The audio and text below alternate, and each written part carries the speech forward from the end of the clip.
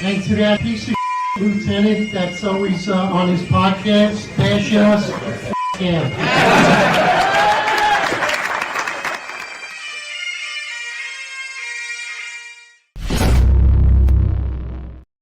Attention to roll call. That's right. Good morning, everybody. 8:05 live Eastern Time, and of course 5:05 Pacific Coast. Dark, bright, and early. I want to thank everyone for the continued prayers and support that I've been getting for Derek. It was an extremely rough week last week, towards the end of the week, and I wasn't able to attend for the Friday roundtable. Marlon stepped up and did an awesome job, as always, and I just want to thank everyone for the continued support and thank the hospice nurses that we have. They've actually started staying at night with us for a couple hours just so we could get some sleep, because we've been terrified to go to sleep because Derek's been needing oxygen and other things on a whim. So thank you so much for the continued support. The hospice nurses also, they've been super impressive and just sitting there so we could actually get some sleep. So, again, I really appreciate it, everyone. The fight that we have, the battle continues to go on, and we're not giving up. So let's get into today's show. NYPD Internal Affairs retaliates against the finest Unfiltered. What's that all about? You're going to hear it here today. John, let's start it. Oh boy, I'm gonna try not to curse today, but where's Mike Furio? Where's Mike Furio when you need him? We can have him keep scoring the F-bombs. I'm gonna try. I'm gonna be good. So nah. I'm calm. I was very upset on Saturday night. So those of you that know and those of you that don't, myself and Eric have been receiving threats from active members of the NYPD. Started over 18 months ago, along with former NYPD Police Commissioner Ed Caban and his criminal buddies, and Eric Adams' criminal buddies have sent us numerous threats over the course of 18 months. So 18 months ago, we decided, once it got to the level of them starting to threaten our kids and our family and our wives, we said, all right, you know what? I think this is serious enough where the NYPD should understand who's running their department. Obviously, you have a skell in the name of Ed Caban, a little driver who, he's like the cover-up boy. He cleans up the room after all the sperms everywhere. Cass Daughtry, who now is the deputy mayor, still acting, really first-grade detective, but acting as deputy mayor. And you have a skell. That's a promotion, right, John? And what? That's a promotion, right? Doing that? Yeah, no, it's good. It's promotion. You clean up the sperm in the room. You wipe the DNA off. You're good. And then you have John Schell, who will lick Eric Adams' balls for, anything. Like, he'll do anything he's told to get a promotion. So you have these skells running the department. Absolutely anything's possible. When you look at their record and policing, it's absolutely horrible. And you should expect anything from these men. Anything and everything. Sexual harassment, sexual misconduct, sexual assault, rape, drug dealing, sex trafficking, extortion, right? All of these things that have came out under the Eric Adams administration, or what we like to call is the Crumbs administration. So we went to Internal Affairs knowing that Internal Affairs cannot properly investigate the case, but we wanted to document it for historical purposes. So in my head, being a cop, being a sergeant for 18 years, Eric was also a lieutenant for 18 years. We ran patrol functions. We ran this job for a very long time. We understand how criminal complaints work, and we understand that threatening the lives of our children is a crime. However, we're no longer in the police department, so we cannot generate a report, but we understand the complaint reporting guide and how that works. Threats originated from New York City against our children and our wives and ourselves. Less concerned about ourselves than we are about our wives and our children. That from an on-duty sergeant while in the confines of New York City. Myself or Eric were not in Florida when we were made aware of the threats. Meaning the complaint, and even if we were, it doesn't even matter, but we weren't. It just goes to it just puts to the point that Florida has absolutely nothing to do with our criminal complaint. Our criminal complaint should have been investigated by the case investigator that was investigating this case. And being that we're not cops and we can't generate the complaint, they're the professionals. They could deem it whatever they want. If they want to deem it harassment, so be it. When have you ever heard of the police department not taking a report for someone for harassment? I never have. I never saw that ever in my life. The reason they won't take the report for harassment is because no one wants to put their name on paper showing that they downgraded this known crime, which is actually a crime and covered for a dirty cop who's completely unhinged and threatened the lives of our children and our wives. So on April 22nd, Eric and the case investigator were going back and forth on email about that a complaint should be generated. The case investigator responded to Eric saying that the last guy that was investigating the case, because we've had several investigators because IAB keeps getting wiped out for covering up corruption in a systemically corrupt upper echelon of the NYPD.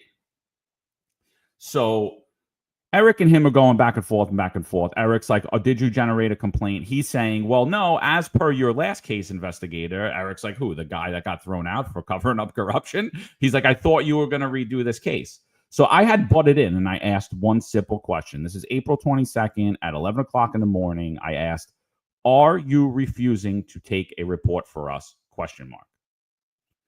So Saturday night, I went to the beach with my family.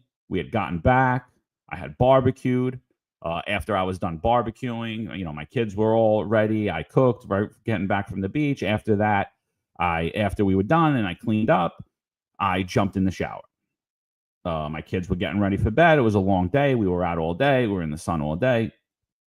They were getting ready for bed. I had just gotten out of the shower. My wife was going into the shower. I'm laying on my couch in shorts, no shirt on, no shoes, no nothing. And I hear a knock. And my dog starts barking. And I tell the girls, I was like, oh, what are you guys doing? And they're like, we didn't do that. And I'm like, what? So now I look at my front door and there's flashlights coming through the glass in my front door. And now I'm like, a million different things race in my head. I'm like, what the hell's happening? My neighborhood's very quiet. You drive down my block at 6 o'clock at night, you won't hear a pin drop. So 9 o'clock at night is like 3 in the morning in New York City, right? You're not hearing nothing. In New York City, it's way busier at 3 o'clock in the morning in the quietest part of town. And the quietest part of Staten Island is way busier than it is in my neighborhood at 9 o'clock at night. So I'm literally like, what the hell's going on? I'm like, who's that? I yell from all the way back, determining what my next move's going to be. To which a response is St. Johns County Sheriff. And I see the patch. He puts the patch at the door. So I'm like, okay, weird. No shirt on. I go answer the door, keep my dog from running out. I got a little golden doodle. It's about 7 pounds. She, hard to control. So I'm like, hey, I was like, come. I was like, do me a favor, please come in. The dog will run out. So I invite the sheriff in. She comes in. She's like, hey, what's going on? I was like, I don't know. You tell me what's going on. She's like, you don't know why I'm here? I said, no. She's like, the NYPD sent me. I said, oh, why'd they send you? She goes, they said that you were receiving threats and you needed a report taken. So Sergeant Travis Rutherford, it sounds pretty serious. I'm like, excuse me? I'm like, he told you to come here tonight? She's like, yeah, we just got the call. With that, a corporal now also rolls up in a hurried pace. I let him in the house, keep the dog from running. And he comes in and he's like, what's going on? And I back the story again. I'm like, I don't know. I was like, I don't know what's going on. I didn't call you. I don't even know how they knew I was home or not home. Last conversation I had with Sergeant Travis Rutherford was April 22nd via email when I asked him, are you refusing to take a report? And so the corporal's like, wait, they just sent us to your house and never told you? He goes, I came here because they made it sound so serious. So we titled this episode SWAT. They swatted you, or they've swatted you, or whatever. But really because swatting traditionally is they'll send ESU, they'll send a SWAT team to your house, say you have someone hostage, barricaded, or you're emotionally disturbed and you're in your house, and they'll elicit a response from the SWAT team. But also what they could do is call 911 and elicit a false emergency response by law enforcement, which is exactly what Sergeant Travis Rutherford did. My children are scared. My wife's scared because what do they think? They think that the police department sent the St. John Sheriff to lock me up. I mean, honestly, that's what I thought too. I'm like, what the hell's going on? So, I know a lot of people that now were once at one time against Eric Adams. And now they're good buddies with Eric Adams, and the police department's done a great job for the last 4 years, even though they've destroyed that neighborhood for the last 4 years. I know that they don't understand what swatting means, but that's basically what it was. I was essentially swatted. Essentially, Sergeant Travis Rutherford of Group 1 elicited a false emergency response to my house, not only caused panic and alarm to my children and done it in a retaliatory manner, but he also risked the lives of the deputies that came to my house traveling at high rates of speed, thinking that they're traveling to an emergency call. So what kind of sergeant he is or what kind of police officer he is, I have absolutely no idea. But anyone who's trying to say that this isn't somewhat normal or trying to downplay it, honestly doesn't understand law enforcement and doesn't understand how many ways that could have went bad. Yeah, and listen, it's important to note that that is a recipe for disaster. And there's 1,000 things that could have went wrong. And I think we should peel those layers apart. But before we get into that, I just want to say on my behalf, I haven't been physically in Florida in over a year. I've been on the West Coast where my son's getting treatment. And before that, I was traveling through Asia. So physically, I haven't been in Florida in over a year. Now, that's my home base. So the question is, did Sergeant Travis Rutherford attempt to send the sheriff's office to my home in Florida also? Now, I don't know. I'm not going to go out of my way and call the sheriff's office there and find out. But there's every reason to believe that he did.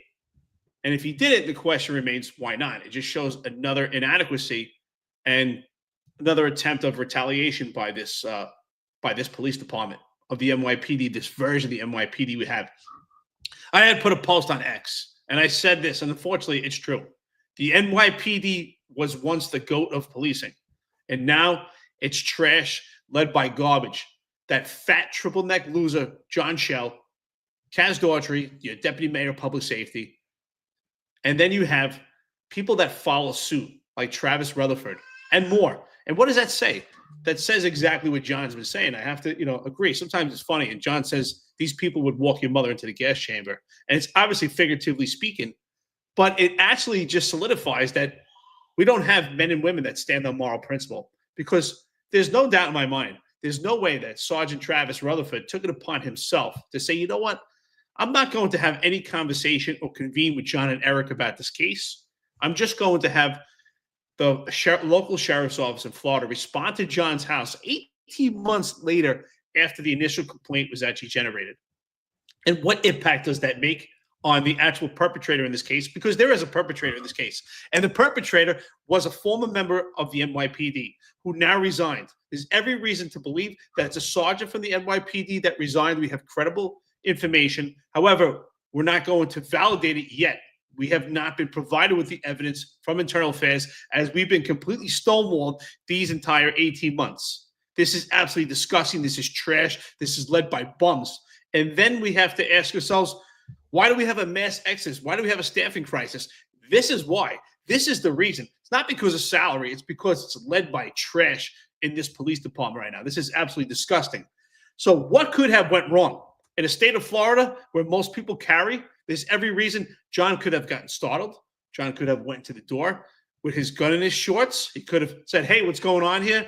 And had no shirt on. And maybe these cops got nervous. Who knows? It's a recipe for disaster. And the bottom line is they put John in that position by putting this call out. And if you ask me, this call is a complete lie, and it's a fake call. It's a fake call by Sergeant Travis Rutherford, because this is not in real time. This is 18 months old, and Sergeant Travis Rutherford knows that this is aggravated harassment, and the attacks were made on social media. This wasn't in real time. So to put you in that position was to have leverage to put John in a vulnerable position. There's every reason to believe that they're trying to retaliate and potentially get John hurt or myself. And we are not going to back down. There's no doubt about it. This case, this internal affairs case that we have, is not going anywhere. It's changed hands so many times with different investigators because internal affairs has been completely compromised. Jessica Tisch is not that white horse. She's not changing anything. They're just moving around moving seats around the NYPD, and giving this illusion with musical chairs that the NYPD has been eradicated of corruption. This is disgusting, complete trash, led by bums. You fat triple-neck loser, John Shell. We will never back down. We know this case is not going anywhere, but we will not back down because it solidifies and validates that the Internal Affairs Bureau cannot police themselves, and they're henchmen for the upper echelon, henchmen for the tier 1 and tier 2 of the NYPD. I talk about this, but when you talk about general population, that's where they go after. John and I have numerous times have called the intake internal affairs, and numerous times people have picked up the phone that know John and pretend they don't know him. They picked up the phone, they know me and pretend they don't know me. And you know what? We didn't expose that we know who you are also to compromise you in your case, but it just shows, it's another indication how internal affairs cannot properly investigate themselves. They know John, they know myself, they know the case on social media. As far as I'm concerned, every chief in the upper echelon of the police department is compromised because every one of you watches this podcast and you're aware that we have made these allegations, and now one of you had called internal affairs also. That's failed to notify IAB, failed to do your job. This is absolutely disgusting, and we will never back down. Yeah, so I was infuriated after they left, rightfully so. I kind of walked the deputies through what we've been going through, and honestly, even telling them what it is, and it's all on body camera. I suggest you guys get that body camera, NYPD. I know I'm going to be foiling it, so you might as well foil it, and we could play it. I'm caught off guard. I told everybody here I suffer from anxiety. I suffer from PTSD. I mean, obviously, totally caught off guard. I was super annoyed. I walked the deputies through what happened the best I could, even though I was startled and trying to figure out, make sense in my head what was actually happening. But it sounds surreal, like telling it to somebody else. So I said, listen, I know everything I told you just sounds absolutely ridiculous that the NYPD and the mayor care about a stupid little podcast. And this is their sole focus, not the people getting randomly killed in the streets of New York every day, not getting reelected. Your focus is watching every word that John and Eric say on this podcast. So or tweet out on Twitter, because that's the real life. So that's what's really, really important. That's what's super important. So I mean, I was like, I understand how this sounds, and they kind of followed the whole story. And I was like, yeah. So I appreciate you guys responding, but this has absolutely nothing to do with you. I don't know why a law enforcement sergeant thinks that you have anything to do with this other than the fact I live here. As per their own complaint reporting guide, they're responsible to take the report. Obviously, the person was an on-duty member of New York City cop, made threats from New York City. They're investigating the case. They would obviously be, considering they're investigating the case, they would be the jurisdiction to generate the report and investigate the criminal complaint as well. But I guess when there's corruption inside the NYPD would rather other agencies handled it, because that's traditionally what happens in IAB, right? Because they're so inept, because those sergeant detective squads, or what I like to refer to as slight Down syndrome sergeants, what they do is they pawn everything off, and they hide in there for years and years and years and tell everyone, well, I got drafted, Mo. Like, yeah, you got drafted every 2 years, so you've been there about 18 years. You've been there for 36 years, so you volunteered 18 times. So I personally could care less. I think that IAB is a position that should be housed by good cops that understand this job, that have been out on the street. And if you do that and you're there to seek the truth and root out corruption in the department, I support you. I don't care how long you stay there. I don't care why you went there or how you got there. Doesn't matter to me. However, when you're there, and not only are you covering up corruption, but you're directly partaking in it by retaliating against people, now let's talk about who's a cop and who's not a cop. Let's talk about who's a thug and who's not a thug. Right? So this was a clear sign of retaliation against me to alarm my family on a Saturday night. How do you even know I'm home? They said it, put it over in such a manner, such an incompetent manner, that it elicited numerous response from numerous deputies, thinking that it was serious, that they needed to get there right away for something that happened 18 months ago and the sergeant did absolutely nothing about. So, I won't even go into the whole thing where like how embarrassing it is too. I'm just going to put it out there. I'm the only Italian guy on my block. I'm the only guy who has a muscular build, has tattoos, has olive skin. I have a weird accent compared to everybody here. It's safe to say I don't have a lot of friends on the block. The older people talk to me. That's about it. So now, like, what do my neighbors think? I'm sure I know what they think. Oh, there's the Italian guy. He beat his wife, and that's why the cops are outside his house. And, and like, how embarrassing is that for your family? So that's what the retaliation was. So, the crime that happened over 18 months ago, I believe is still legitimate. I don't believe that the statute of limitations has passed on that. But there was another crime that happened, and it happened on Saturday night, where there was a false 911 call. There was a false, fake emergency response sent. It was sent by Sergeant Travis Rutherford of IAB Group 1. So immediately after they left, I called IAB intake. I filed a complaint with them. And I said, Travis Rutherford refused to take a report from me. He's failing to do a proper investigation. He retaliated against me, he harassed me by sending a police response that I did not request, not even knowing if I was home, right? Because that could have also been another thing, right? What if they think I'm in trouble and nobody's home, and now they take down my door and my dog's gone, or whatever happens, right? How do you even know I'm not on vacation?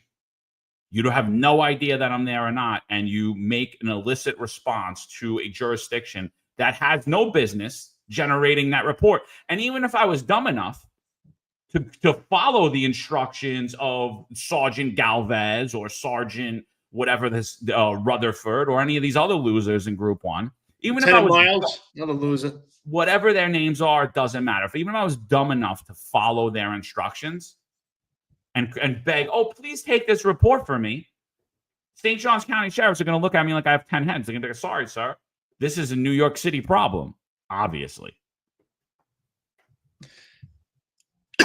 So here's the other problem, right? It sounds kind of crazy, but all kidding aside, we have to actually acknowledge this. So the question is, did they know you're home? And if they did know you're home, how do they know you're home? And why do they know you're home? So that's the other problem. Would I put it past this fat triple neck loser in this autistic idiot, Kaz Daughtry, and the rest of the rank and file that have fallen in line, like Travis Rutherford, when I talk about the internal affairs, not the rank and file of the general population, NYPD?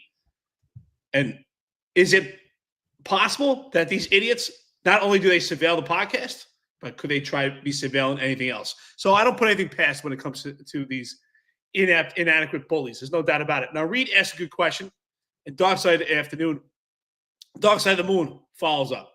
Reed says, did you ever think of contacting DOI since you can prove IB did not investigate your allegation case? ? And Dark Side of the Moon follows it up with DOI is a joke. So I'd like to respond to that. Reed, absolutely. So John and I realize with this case, there's nowhere to go, right? Our only outlet at this point is just to expose them and embarrass them on social media and publicly embarrass the police department and just further be an attribute towards the mass exodus of the NYPD. Because this is no longer the GOAT and a viable career at this point. Why? DOI falls under the mayor. Just shows you another inadequacy of the New York City administration if we do have a mayor just like Eric Adams. We've seen DOI cases, how they play out. We've seen how the cases play out when it comes to John Schell and Kaz Daughtry being unprofessional on social media. We see how the DOI case is completely vague when it comes to actually analyzing the former, or if they're still there, the CRT team, the khaki pants. So we see there's just inadequacies of DOI. Obviously, we can't trust to go to the feds with this. Can we trust the AG's office right now? What's going on with Letitia James? No. But at this point, what we can do is expose them and just talk about how corrupt and this criminal enterprise that's going on with the NYPD. This is embarrassing right now that's going on with the internal affairs. And Sergeant Travis Rutherford, I also called and made a complaint against you. That's just another further indication that what's going on in internal affairs is completely compromised and corrupted. Numerous investigators have changed hands when it comes to our case, and they've been put back into the general population of the NYPD. And in our complaint, our allegations include several members of the upper echelon, and I'm sure you can figure out who. John Schell, Kaz Daughtry. They're two major players in our case, in our allegations. Obviously, they oversee and know exactly what's going on with this case. They monitor this podcast. They're running the police department, and numerous members of this internal affairs case have been put back into general population. Numerous people know John and myself that are part of this case. Numerous people know us that have picked up the phone during our intake. So it's just completely impossible to have a solid case that's not compromised. So Sergeant Travis Rutherford, you should be recused from this case. You are definitely part of this complaint. John called and made a complaint, and so did I. But what's interesting about that also is when John called, he said, I'm waiting for a complaint, still waiting. And I had called, and I got my complaint number right away. And John had to get a supervisor, and the supervisor had to direct the detective to actually take his complaint. I never heard of this before. As far as I know, if you're an IEB and you're working the intake, you pick up the phone to take a report from someone. You don't pick up the phone to tell them that you don't have time to do it and delay it. What kind of NYPD are we running at this point? This is the NYPD. This is the reflection on the New York City Mayor, Eric Adams. And as Marlon says, and I agree, what we have right now with the general population of the NYPD, the top two tiers, we have loyalists to Eric Adams. We have members of the NYPD that see what's going on for what it is, but then we also have members of the NYPD, particularly at the upper echelon, that are complete loyalists to Eric Adams. So if Eric Adams wins this mayoral election, if he's your mayor for another 4 years, you can only imagine that this NYPD is going to be far worse than it already is. And I can't imagine what it's going to look like. Yeah, I mean, they just replace one Skell for another. It's like, all right, when once Daughtry gets caught doing whatever he's doing, and we know a lot of things about that you're doing, and once John Schell actually finally takes the fall because now he's got nobody to hide behind, you're just gonna see another Skell be put in place. That's all. It's not gonna another loyalist, another Skell, another coward that has no spine that'll do and say anything they're told. So yeah, I mean, and that's the thing. Like the thing is, right, like this police department has turned into, honestly, the protection, extortion, racket ring. What is the upper echelon of the police department run? They're running a criminal enterprise. They're acting like a mafia family, right? And I'm sorry, I'm sorry. I voted for Trump 3 times. The fact that he let these corruption investigations drop, he's an idiot. He's an absolute idiot. He slapped everybody in New York City that was his supporter in the face. Sal Greco got fired for supporting him.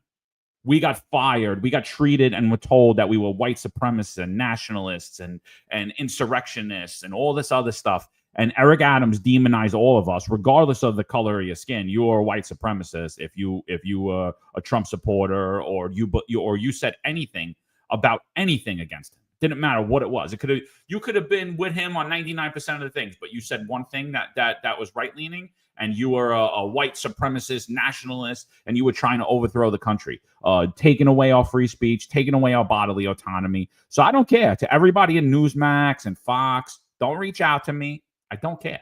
You align yourself with him. You're saying he's good. Good. Then you get everything you deserve. I could care less. You align yourself with corrupt skells. You're a corrupt skell, in my opinion, too.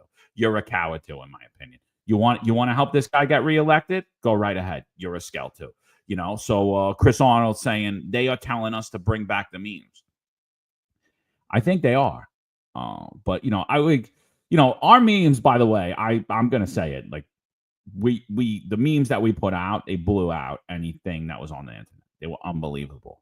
But what's coming next? It's going to be next generation, bro. It's going to be things that everybody's going to be contacting us and saying, how the hell are you guys doing that? So stay tuned for that. You guys are going to like it. Couple of skell, corrupt, dirtbag, dirty cops at the top and a fake, corrupt, dirty cop mayor. He ain't going to like it. So stay tuned. Yeah, I mean, unfortunately, look who the cops are being led by at this point. They're being led by someone who claims to have an accidental discharge and took the life of someone else when he shouldn't have, completely made a mistake or was intentional. We don't know. We can't trust them. And he rose to the rank of chief of department. And then we have Kaz Daughtry that has no credibility within the police department, no credibility at all, pled guilty to lying. And look how far they have risen through the ranks by rocket fuel, these two Absolutely ridiculous. That's who they're led by right now. Thugs, the Gotham Brothers. That's what you're led by right now. That's the NYPD. Then the cops are not leaving because they're stupid. The cops are not leaving because the salaries is not good enough. They're leaving because you two are running the police department, and you've run the police department into the ground. Brother Ron says it right here. Good morning, Ron Lason. Says, why was a cop recently charged in 2 New York City counties for attempting to meet an alleged 40-year-old on the computer? Because that's where he was when he did the crime. Why is it a Florida matter for you? Listen, we all know how the crime complaint reporting guide works. John and I both have over 30 years experience. We both rose to the rank of lieutenant, and we were successful at a job, and we both were highly rated. It wasn't like we left the police department and we were slouches. We both were highly rated. We both were rated 5. Predominantly, I think the entire time I was a lieutenant, I was rated 5. Most of the time as a sergeant, I was rated 5. Most of my career, I spent as a supervisor, and I was always rated 5. And so were you, John. I was promoted to special assignment.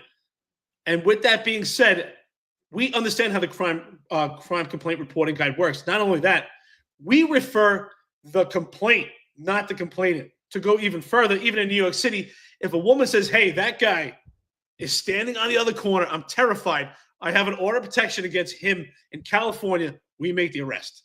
That's what we do in the NYPD, because safety comes first. Safety is paramount. And we put protocol, policy, and procedure aside second from safety, but not in this police department. Now, what we put first before safety is John Shell and Kaz Daughtry and loyalists to New York City Mayor Eric Adams. That's what's first. We protect the egos of the upper echelon. These complete bullies. This department is run by bums. They're complete trash. Yeah, I mean, it's a sad day, dude. And don't think I didn't think about that for 1 second. Like, did he know I was home? Did he know I was home, and how so? And so the thing is this, right? Yeah, we'll kick it up the chain. Yeah, I'm definitely going to notify DOI. Yes, I'm definitely going to notify Attorney General's office next. But again, everybody's kind of aware of this podcast, and everyone is, the theme under the Eric Adams administration and under the one-party rule in New York State is, everything's arbitrary and capricious. But if you complain, if you report corruption, what happens? You're retaliated against. Right? That's the retaliation. Listen, I think I hate that I had to put it out online because it alarms my family. It alarms, I have a large family. My mother had 7 brothers. I have hundreds and hundreds of cousins. Everybody gets very upset. My phone was ringing. Sorry for those I didn't pick up yesterday, but I just couldn't repeat myself 8 million times. I just couldn't do it. I put it out online. Everybody could read it. All I would say is I'm good. I text everybody, we're good. But at the end of the day, I mean, this is America. I believe in America. I believe in the founding of this country. I believe in the right to voice your opinion. I believe in the right to speak the truth. It is the foundation of my religion. It's the foundation and the reason that I'm no longer in my career, a career that I loved in a city that I love, in a city that I'm from, where my parents and my entire generations are buried in for the last 200 years. So, I mean, to me, I don't care. Like, you guys can do whatever the hell you want. Throw me in jail, make up a fake charge, whatever it is. I'm not going nowhere. I know Eric's not going nowhere. You want to play games? You want to play chess? You make a move. I'll make a move. It's fine. But at the end of the day, the truth will come out, whether it's 8 years from now, whether it's 10 years from now, the truth will come out. There will be a book, and I'm not protecting anybody's identity. I'm letting you know right now. So get your lawyers ready, because I ain't protecting anybody's identity. I'm naming the names. I'm saying what needs to be said, and I'm putting it all out on paper. And I'm eventually going to get everything that happens. What happened in the dark will come out in the light. Whether it's now, whether it's 10 years from now, people will know who you are and what you did. Let's also talk about the bigger picture here, right? So what's the bigger picture here?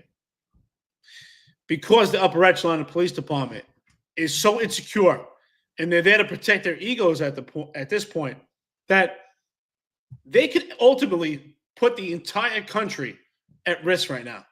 And you may say, how? Well, there's a member of the service, formerly of the NYPD, that resigned. And the information on who that member of the service is, we have pretty much nailed it down, about 95% sure, but we always have to make sure it's 100%. That information has not been provided to us from Internal Affairs. The fake moniker of all cops are woke, the actual member of the service behind that has not been provided to us. We've been completely stonewalled. We have it pretty much drilled down. However, why is that a problem? Because this unhinged, unstable character resigned for the NYPD. We never saw the charges. We don't know exactly under what conditions. Maybe he resigned for some other reason. Maybe the charges were written for something else.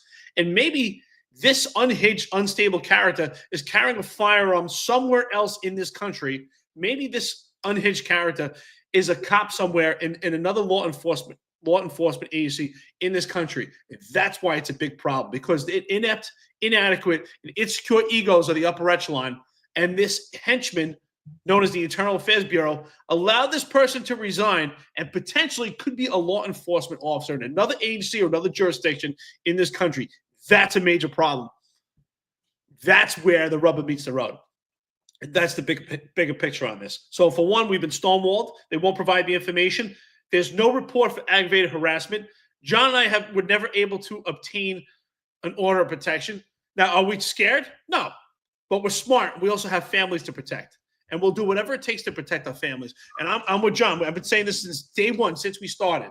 If they want to try to send us to jail and try to lock us up, I'll be laughing right to the cameras. We will never back down. You get it, you fat triple-deck loser? We will never back down, you bum. Every one of you bums, because the police department deserves me and John and Sal Greco and the finest Unfiltered family and our friends and listeners that are active or retired, our police enthusiasts, or anybody that's listening that's standing up for the general population of the NYPD. You deserve it, because what the upper echelon is doing to you by creating this environment right now, making it hostile and making it an embarrassment. I've been throughout the entire country right now, and right now on the West Coast, no longer can I say the NYPD with pride. It was to go to policing. It's not. Could we bring it back? Yes. But in order to bring it back, we need to get rid of these complete losers that have totally tarnished and stained it. So you, Sergeant Travis Rutherford, by making this phone call, you stained your badge also.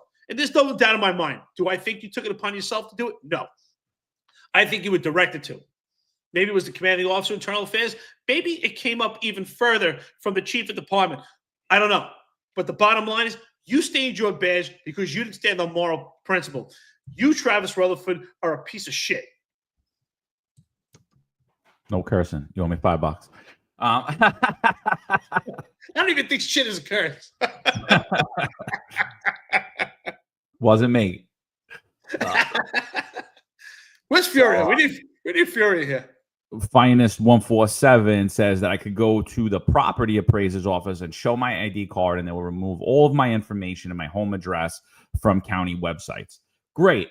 Unfortunately, my information's on file with my union and with the NYPD, right?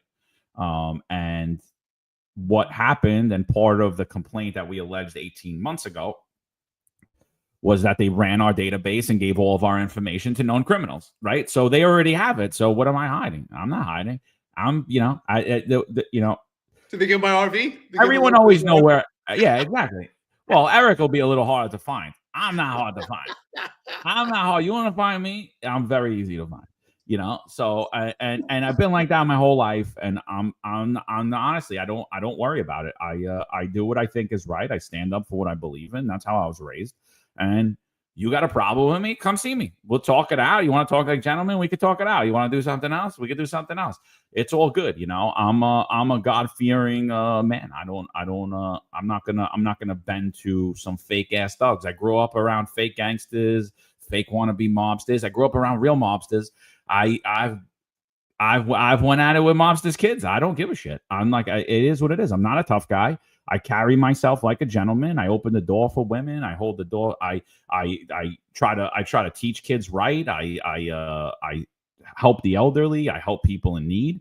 I'm not a tough guy at all, but I'm not going to bend the knee. I refuse to. I'm a man. My father raised me to be a man, and I'll be a man till the day I'm no longer here. So everybody knows my address. The NYPD gave it because we're such a brotherhood. They gave it out to their criminal buddies. So it is what it is. Everybody knows where I'm at. When I'm in New York City, everybody's going to know where I'm at. And I don't care. I want it like that. Come see me. So I'm not running. I'm not taking my name down. It is what it is. It sucks. I feel bad for my wife. I do. I always tell her she should have married somebody else. Like you should have just married some quiet guy. You would have had a different life, but it is what it is. I feel bad for my wife. Your wife, she's tough. She can handle it. Yeah. But it is what it is, so listen, it is what it is to me. Was it technically the definition of swatting? Yeah, it was, because they elicited a false response. Did they send the SWAT team to my house? No, absolutely not. But it was done in a retaliatory manner. It was done to cause fear and alarm. And I'm sure, like little girls, they were all laughing in group one and thought it was real funny. Oh, I'm going to get back at this guy. If it was their call, do you think it was Sergeant Travis Rutherford's call? Do you think Sergeant Travis Rutherford is that much of an idiot that he's like, oh, I'm just going to send the cops there tonight? Maybe he's home. Or do you think that he was sent there? Everyone knows the answer to that question. And that's why I say there's no doubt in my mind. And that's why, honestly, it's sad what's going on with the internal affairs. And it's sad that someone like Sergeant Travis Rutherford is more concerned about getting special assignment as a sergeant and where his career is going to go, naturally by doing the right thing. Because when that question was posed to him, or that directive, that's not a lawful order. To direct a police response to John's home 18 months after the fact and pretend it's in real time, to me, that's a false report. So if the sheriff's office in St. Johns County is watching this, that's a false report. They wasted police resources. They sent 3 police cars to your home, John, and where these police officers had to get themselves ready, prepared for what they thought is in real time. That is a complete, to me, it is swatting. Is it actually the term SWAT gear? No, but it's swatting because they elicit a response. It's a fake response. It's not a real response. And what's supposed to be real time, it's a complete lie. And I think for that, Sergeant Travis Rutherford lied and stained.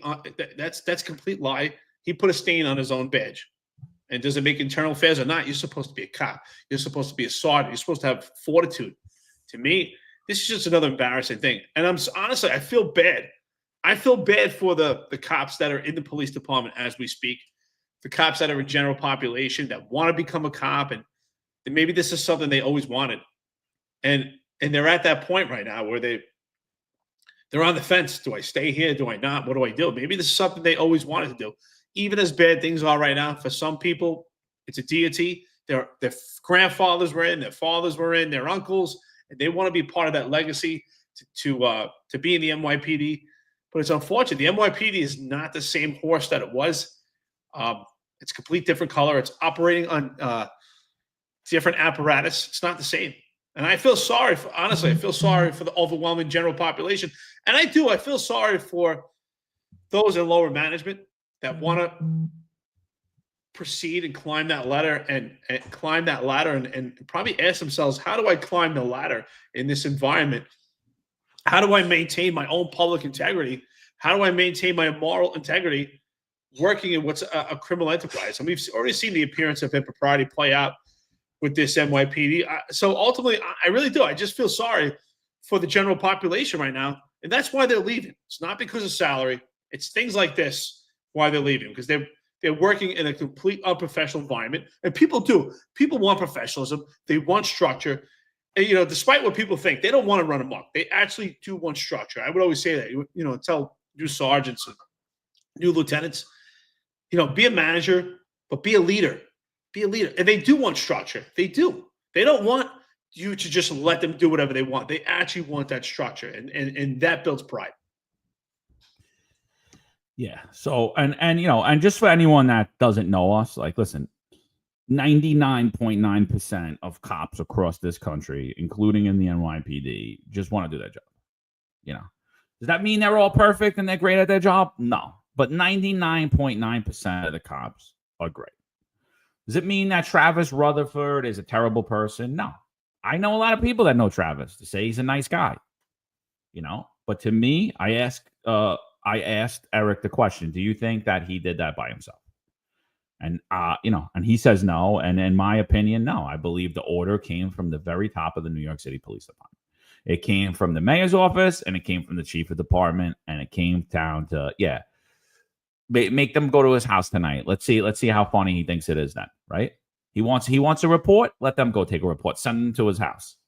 Something that I think gets lost in the mix a lot is the way that originally we started getting threats from the NYPD is John Schell kept looking at my my LinkedIn. Now the chief of Brooklyn North continues to look at my LinkedIn over and over and over again. I don't even know the dude's name. I think Sal had posted something about him or whatever, or someone said something about him. I don't remember. He came out in the paper in some lawsuit. I can't even think of the guy's name.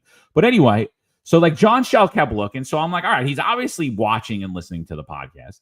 So I took a snapshot of, I messaged him. I sent him a friend request. He didn't respond. And then I put online and I said, who wants to see Chief Schell on the podcast?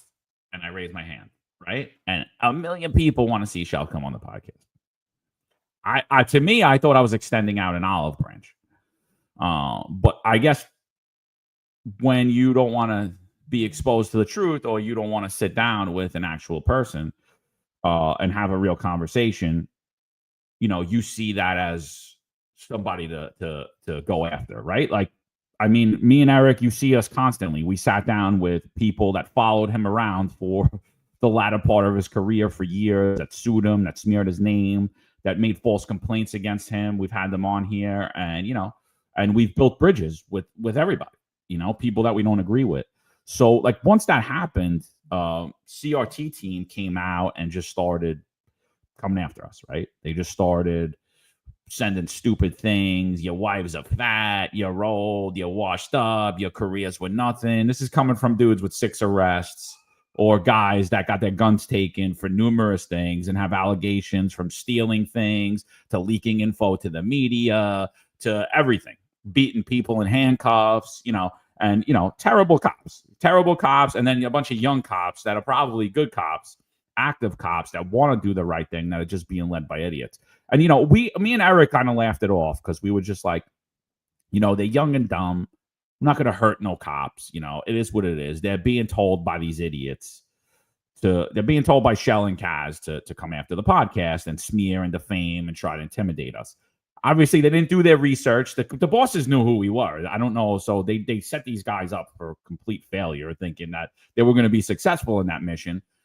So they're saying all this stuff and saying that they're going to leak information on us, that we file reports against cops and this. Meanwhile, to that point in time, I had never filed a report on a cop, and I never thought I would. And until this day, I probably wouldn't have if there was any other recourse, but there isn't, because this Schell and Daughtry would love nothing more to put us in handcuffs and put us behind bars for absolutely nothing, for criticizing them, because they're not leaders and they can't handle the truth.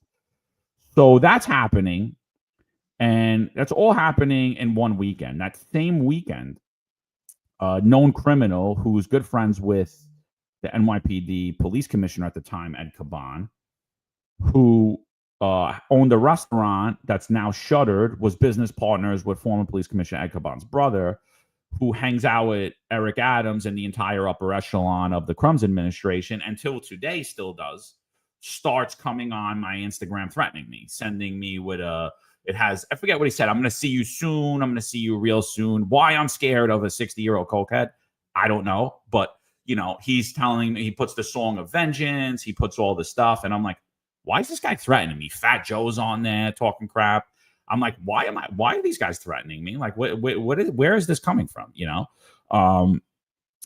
Put 2 and 2 together. Oh, they all hang out together. Oh, okay. I get it now. Eric Adams and his Crumbs crew sent this guy to threaten me because he used to own Jimmy's Bronx Cafe, well-known mob hangout, well-known for criminal activity, a lot of people, a lot of trouble out there. People got their faces slashed, people got beat up. There was allegations the Yankees weren't allowed to have their players there. So I was like, okay, they're trying to intimidate us to shut the podcast down and get off social media. I get it. They don't like the criticism. I get it. And then our kids start getting threatened. All in the same weekend.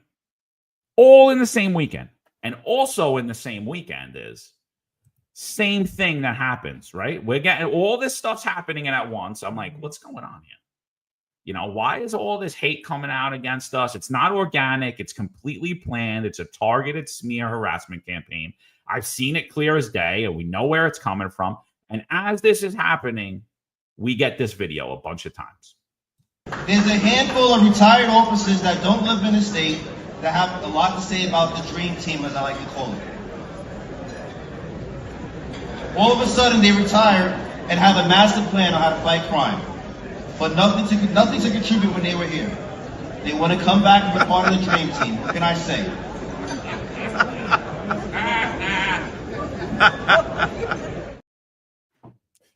So that was it. That was that weekend. I love that video. Yeah. Well, you know, and that's the part that's true, right? So, well, there's a lot of things that are true in this, right? What's true is we were attacked on social media. What's also true is John and I never had any intentions to actually make a complaint through IAB. We're actually pretty tolerable. We're laughing. It started out where Captain Thomas Kaminsky was actually asking us to show up to a bar. What was it? Some bar in Wata, you know? And then really, we knew these guys were on duty. The mean streets of Wanta, bro. The mean streets of Wanta, right? Wanta.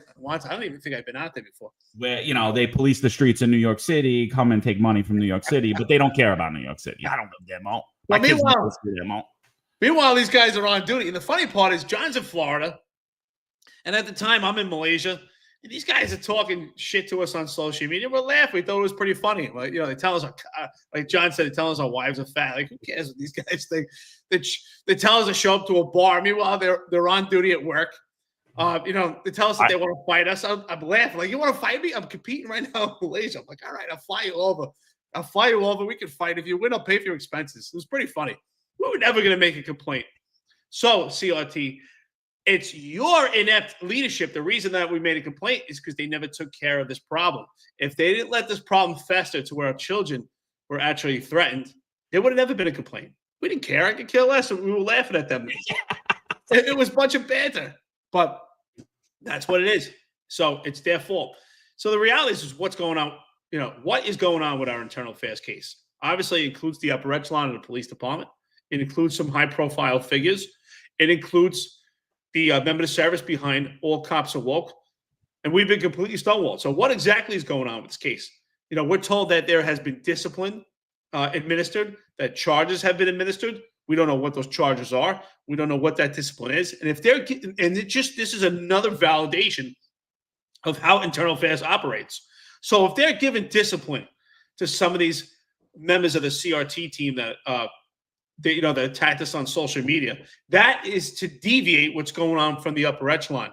That's what that discipline is. That's what the Internal Affairs Bureau does. I'm sure they probably gave some of them some command disciplines, right? Or active retired members of the NYPD know what that is. If you're a member of the service from outside NYPD or just a police enthusiast, a command discipline is just like the military, non-judicial punishment. It's discipline within a command where you could get up to 10 days maximum. It's it's a slap on the wrist. It means nothing, but that's what Internal Affairs does. To have documentation to show that they're doing something for the case, they hit the lowest man on the totem pole. And the lowest man on the totem pole is the CRT team, part of this. So that's what the question is, what's going on with the case. So, but it validates, solidifies what we've been saying about Internal Affairs is that they administer discipline to the lowest man, the lowest hanging fruit, to deviate and to be henchmen for the upper echelon. So congratulations, Sergeant Travis Rutherford. You have now entered into that realm. So as you said, John, I heard the same thing. I received some text that Sergeant Travis Rutherford's a nice guy. Maybe you are a nice guy, but you're not a good guy. To me, you're not a guy that I would want in a foxhole, or as we would say in the Marines, a fighting hole. I would want you in a fighting hole. I don't need nice guys. I've seen a lot of nice guys in my life. I want a good guy, someone that I could trust. You're not someone that should be trusted. You should not be a member of Internal Affairs. You've just completely allowed your integrity to be compromised. And no longer, it's really tough to get that back. Yeah, dude, it's it's really sad. It's sad to watch, and like the reason I brought the Daughtry video in is just to show like there is no way in hell that it wasn't coordinated by Daughtry and Shell.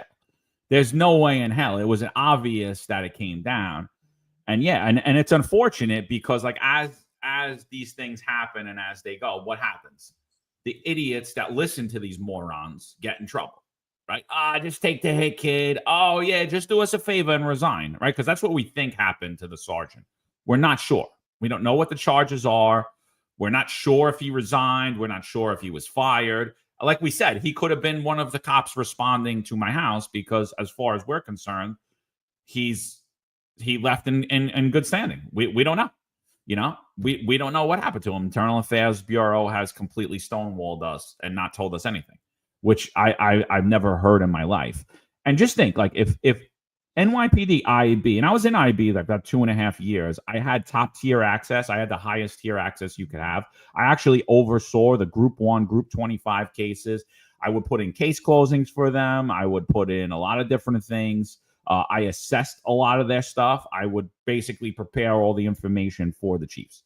That's what I did. I did that. I was the CCRB liaison. I was in charge of IB records. I oversaw exactly what happens in IB. Now, I was fortunate enough that I never had to partake in an investigation, but I'm smart enough to know that if I did one, I would do one a lot better than any of the investigations that I witnessed and the cases that I read through. And just to think, if they would do that to people who are in the know, what are they doing to the average public who's actually complaining about legitimate corruption? The system protects itself. And that's what we're seeing here. Even though there's a corrupt mayor, even though there's a corrupt upper echelon, the system protects itself.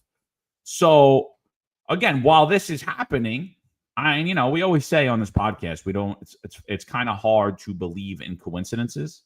It's kind of hard to believe in coincidences. So while that criminals are threatening us, CRT's threatening us, somebody's threatening our children, Daughtry's up on stage accepting an award, he can't even just be happy in the moment and hang out with his friends. He's got to talk about the podcast. And then you hear Madry at the end. I should play that now about your lawyer career. Because ain't nobody's going to hire you, brother. So much for all that studying while you should have been at work, right? Instead of in the police academy, right? So while this is happening at my house on Saturday night, I'm getting notified via social media and text messages and everything that Kaz Daughtry and John Shell are on a show called Wise Guys, hosted by John Tobacco. John Tobacco, Staten Islander, my opinion, good guy, stands up for what's right in Staten Island. But, like the rest of the Trump crew now, Eric Adams is good. He's good. So let's play pretend. Let's play pretend that crime's actually down, that there's the lowest recorded shootings in history. And what are they talking about? What are they talking about on here? Now, most of it was John Shell and Kaz Daughtry campaigning for Eric Adams because, you're seeing the Gotham Brothers on tour 2. They're tour 2 around all the right-wing media station, and what they're doing is Eric Adams is using them to campaign for him illegally. I mean, you're not allowed to do that, but that's what they're doing. John Shell, shout out to you. He actually admits on this interview, if you watch the whole thing, he admits that COVID was over in the fall of 21 prior to the mandate getting happened. So obviously saying that Eric Adams never needed to fire Marlon Bethel or anyone else. So thank you for admitting that COVID was over in the fall of 21. We appreciate that. Daughtry goes on to campaign for Eric Adams, what great of a job they did, all this stuff. And it just happens to be, he has a little segment on here. It's actually a good show. I did watch it after. Had a little words with John when I posted about the other thing, but I'm still, and I made a nasty comment back just to say I don't usually watch TV, and definitely don't watch TV on a Saturday night. And that was actually a rare event that I was home that early and falling asleep. It was only because I was at the beach all day. We had a long day, and we had a long day the day before. So I just don't watch TV on a Saturday night traditionally. So it wasn't really a shot at the show. But he has this cool little segment called Social Media Madness. So I watched the show yesterday. And This is what Daughtry had to bring up. So, you ready? There's always so much craziness going on out there. Go around the table, and Kaz, start us off with something that struck you fancy this week in the social media sphere. As I was home playing with the kids, I get a text message. I'm not gonna say from whom. And then I show my wife, and she starts dying out laughing.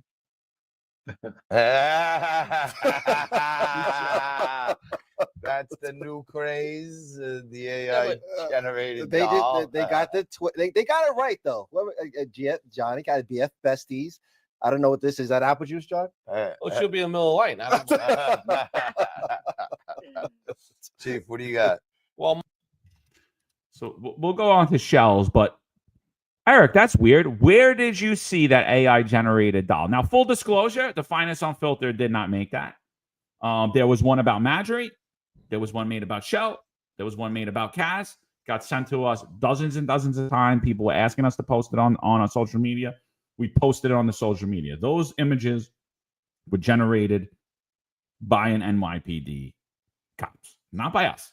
We posted it. We said, who made this? And I think I commented and I said, you guys are wrong for the picture of John and Kaz as best friends on the thing. So obviously, so concerned with the podcast always that he has to even bring up dolls that were posted by the podcast. Well, what does that also solidify? I don't believe in coincidences at all. It's something I always say. Anybody that knows me says, Eric always says that. You don't believe in coincidence. And I don't. I don't believe in coincidence at all. It's not a coincidence that they're out doing their social media tour, pandering to Eric Adams, electioneering for Eric Adams. It's exactly what they're doing. And at the same time, Sergeant Travis Rutherford sends the police in St. Johns County to your home. There's no doubt about it. I don't believe in coincidences. Just as when Kaz Daughtry did his speech at the gala about the retired members of service talking about the Dream Team, simultaneously, John and I received attacks on social media. They have followed the same pattern because something irks them and gets in their skin because they can't handle it. It's their weak egos. I mean, think about it. Kaz Daughtry's lying in his bed, and he's not focused on his movie or talking at home with his wife and kids. He's more concerned of what meme is going to pop up on his phone. That's okay, Kaz Daughtry. We're going to keep you very busy. Just make sure you have your notifications on, and you'll be very busy on your phone because this game is not over yet on social media. If it really bothers you, it might bother you even more. Yeah, because it doesn't bother me.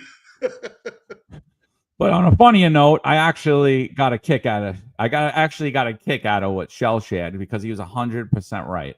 It's not often that I agree with John Shell, but here we go. I agree with Shell here.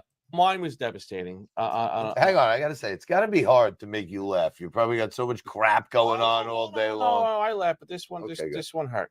This is really not funny. I mean, it's bad enough that I have to go to the UBS Arena and watch our NYPD hockey team lose for the, I believe, 10th year in a row to the fire department. But to see Judas, Kaz Daughtry, wearing an FDNY. FDNY jersey. You talk about just complete devastation. But those are his children now too. Yes. I know, but when we're down 6-2, you don't walk around with an FD jersey. Did you lose a bet on It's that called thing? winning. That's what it's called. Oh, you just John and John.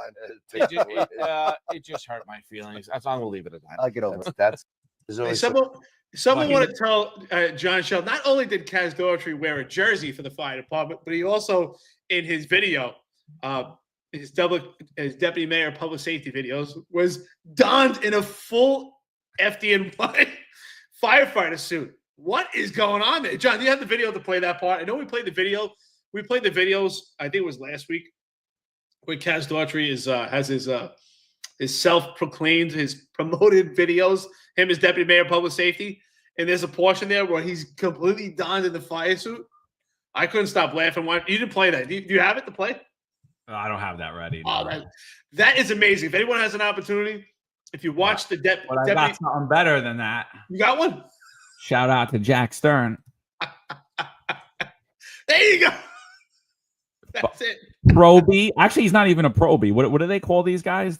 The volleys? Oh, he's a volley. This is what FDNY. Volunteer? Yeah, he's a volley. But he's not even a trained volley. He just took his suit off and went into full gear. with of course heavily embroidered FDNY gear that he has. You can't make this up. He definitely has, and he definitely has a firefighter helmet without a doubt. Without a doubt. Out of doubt. 18 karat gold, taxpayer funded firefighter, all lined. I'm trying to see if this is embroidered. If he got embroidered his name, I don't think so. That would have been even funny if he got his own patch. But again, if anybody has the opportunity, if you see that deputy mayor public safety video where Kaz Daughtry goes, whoosh, I'm Kaz Daughtry, and then you see him eventually into this firefighter suit, I couldn't stop laughing. It was hysterical. Oh my God, these guys are great. This needs to be, this is what they need. This needs to be the next one with the AI doll. It needs to be Kaz Daughtry in his firefighter suit. Such a loser. Complete loser. And that's technically that's every reason why they hate the podcast. It's every reason why we're consistently retaliated against, because we tell the truth, we tell some jokes. They can't handle the criticism. Eric Adams says he can handle the criticism, but he can't. John Shell cannot handle the criticism. Even Daughtry, like, he wasn't laughing at that. He didn't think that was funny. He just didn't know anything else to show because he's not inventive. But that's obviously been sitting with him. We posted that over 2 weeks ago. I mean, it went viral, but, and it was funny. I think everybody laughed at it. And I always said that. I said any of the jokes we ever did, any of the memes we ever put out, they were done completely in jest. And they should have been laughing. They should have been hanging up. Like, they waste all this money on all this other shit. You couldn't have went down to the print section and put them up behind you and laughed about it. No, they took it in and just went, because that's who they are. They're not confident people, and God only knows what they're doing. So, the St. Johns County Sheriffs, they asked me, they said, why do you think the NYPD is doing this? And I said, I asked myself that when it started 18 months ago. And somebody had said to me, and I won't say their name, but somebody that spent a lot of time in the New York City Police Department and rose to the heights of the police department. And they said, John, they're not worried about what you guys are saying. They're worried about what you might say. They're bad people. They're doing bad things. And, and those words held true. Was anybody held accountable for it? Unfortunately not to this point. But hey, listen, sometimes bad guys get away with things in life, but I believe in we're all going to meet our maker at some point, and we're all going to have to answer for all the things we did and all the things we didn't do. And whether it's this life and the next, I believe people will ultimately be held accountable. Well, we always talk about this. I do believe in karma, and I believe what you project onto others is going to come back to you. And I think it's going to come back to them. I don't know which way, which form, but I do think it's going to come back to them. I don't care. I think it's funny. And the problem is they can't handle it. I mean, we could go all day. You want to go back and forth, we could go all day. But they can't handle it. And you're right. It started in jest. But at this point, it's not necessarily jest anymore because it's true. It's true. And there is some truth to humor. And they should have laughed at it and embraced this podcast. And this podcast is fighting for their rank and file. But they don't care about the rank and file. They only care about themselves. They only care about what's going on in the upper echelon, what fruits, what benefits are available to them. The NYPD has become their own cash cow for the upper echelon. They don't care. They don't even care about themselves. They don't care about Jeffrey Madry's gone right now. Kaz Daughtry and John Shell, they don't talk about Jeffrey Madry anymore. He's gone. He's out of the loop. They don't care about him either. They don't talk about Ed Caban. Ed Caban was their buddy. He's out of the loop also. These guys only care about who's in their close proximity, who is beneficial to them at that time in real time. Because in reality, they only care about themselves. They're all completely narcissistic, but at the same time, they're narcissistic with weak egos. That's the scary part. And they're complete bullies. And that's why I go back to saying what I said earlier, John, the reality is, did they know that you're home? Did they know you're home or know if you're not home? And you know what? I wouldn't put it past them to have some form of measure of how they know you're home. There's no doubt about it. I mean, look, the CRT team was digging around, trying to figure out what type of employment you have, John. They were trying to figure out where I am, what I'm doing.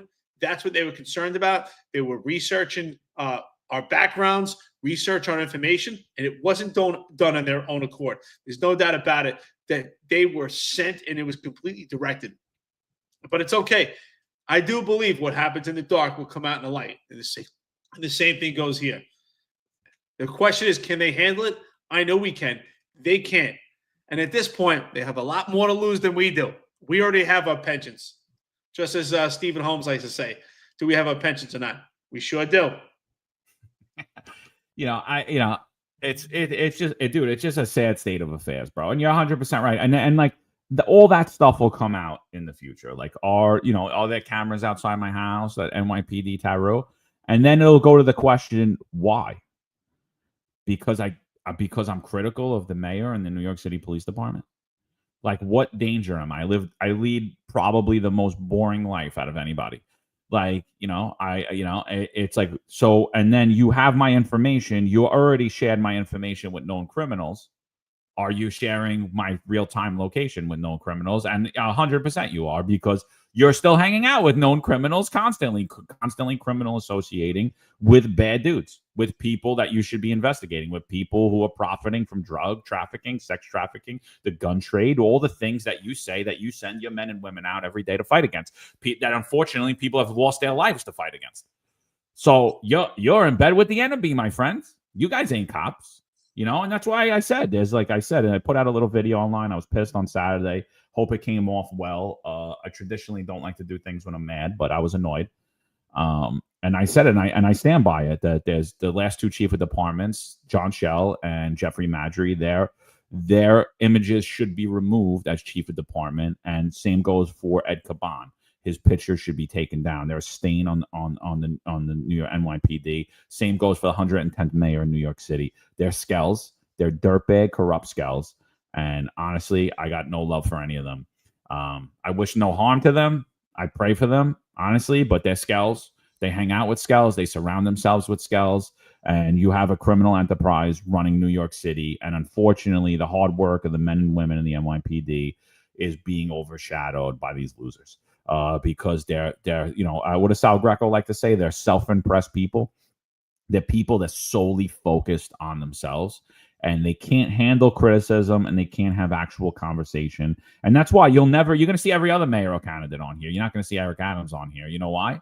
Because he's a coward, he's a phony, and he likes to talk around things, but he can't actually sit down and have a real conversation. So he goes on fluff media the same way Daughtry and Kaz do. And any pushback, they don't know what to do or what to say, and they're masters at changing the conversation. Well, Kaz is not a master at language, but Shell's pretty good. Shell's a pretty good communicator. But I guess when you sit next to Kaz, anybody would look like a good communicator. Brother, I'm glad that you said that, right? Because that's the way I look at things. Rather than get mad, I don't get mad. I don't get angry at these guys. Honestly, I feel sorry for them. And that's how, you said you pray for them. I feel sorry for them. I feel sorry for them that their egos are so big. They're so insecure that they've put so much focus into polarizing this podcast by hating this podcast and hating the things that we say. But it goes beyond that also. It goes beyond that also. It's what skeletons do they have in the closet? We know that there's no doubt about it. There is a nexus to this corruption. The corruption with this overtime. Kaz Daughtry has a relationship with Madry, and so does John Schell. And they all have a relationship with Eric Adams. And they all have a relationship with Caban, former police commissioner. So if there is corruption is actually proven, what is their role in it? Did they know about it? Did they take part in it? And if they knew about it, did they turn a blind eye to it? Did they actually, were they active participants? So ultimately, that's really what they're scared about. That's why I feel sorry for them, because I'm sure they're having sleepless nights. I'm having sleepless nights right now because I'm taking care of my son who's fighting a battle.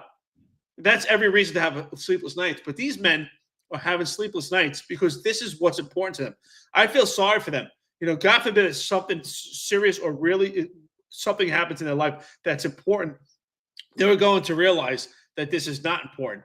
Unless maybe their egos are not that weak, and maybe they're not that insecure, and the reason that they're so upset is because they're part of this criminal enterprise, and they're worried of what may be exposed. So who actually gave that information, John, who said to you, it's not what you say, it's what you may say, is absolutely right. If they did take part, in this criminal enterprise. And if they have dirt on their hands, as we like to say, well, then that's really what they're worried about.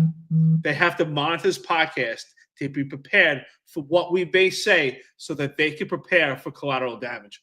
Ultimately, either way, they're losing sleep. And ultimately, I feel sorry for them. I feel sorry that this is the point they got in their lives. Getting to the point, John Shell is close to aging out on this job. And he's never going to enjoy his money. Because I tell you what, we all go one day, and when you go in that box, or if you want to be cremated, however you choose, you don't go with any money. You go with your legacy of how you lived your life. That's how your family's going to remember you and how people are going to remember you. No one cares about your money. People that all they do is they talk about their pensions and their money is because they have nothing else to go on. That's sad. No, it is. Yeah. And that's why I slept good Saturday night, by the way, just so you guys know. I was angry. I was upset for a while. I got over it. And I was like, you know what? I'm not letting these people steal my peace. Same thing on Sunday. You know, got a million calls from a million different people. Some pretty high up people in the political sphere as well. And I'm like, you know what? I really don't care. Like, I'm not letting anybody steal my peace. I'm giving my opinion. We're going to continue to do that. If you don't like it, anybody doesn't like it, I really don't care. It's not anything that I could not do. It's my obligation as a citizen of this country. And honestly, we've built a community, and I know like how many people listen to us every day and throughout the week. And you know, we've provided strength to the members of the NYPD. So even if I wanted to shut it down at this point, I really wouldn't. You know what I mean? Because I feel obligated to. And you know, it's. I mean, look at Eric. Look what Eric's going through, and he's on here.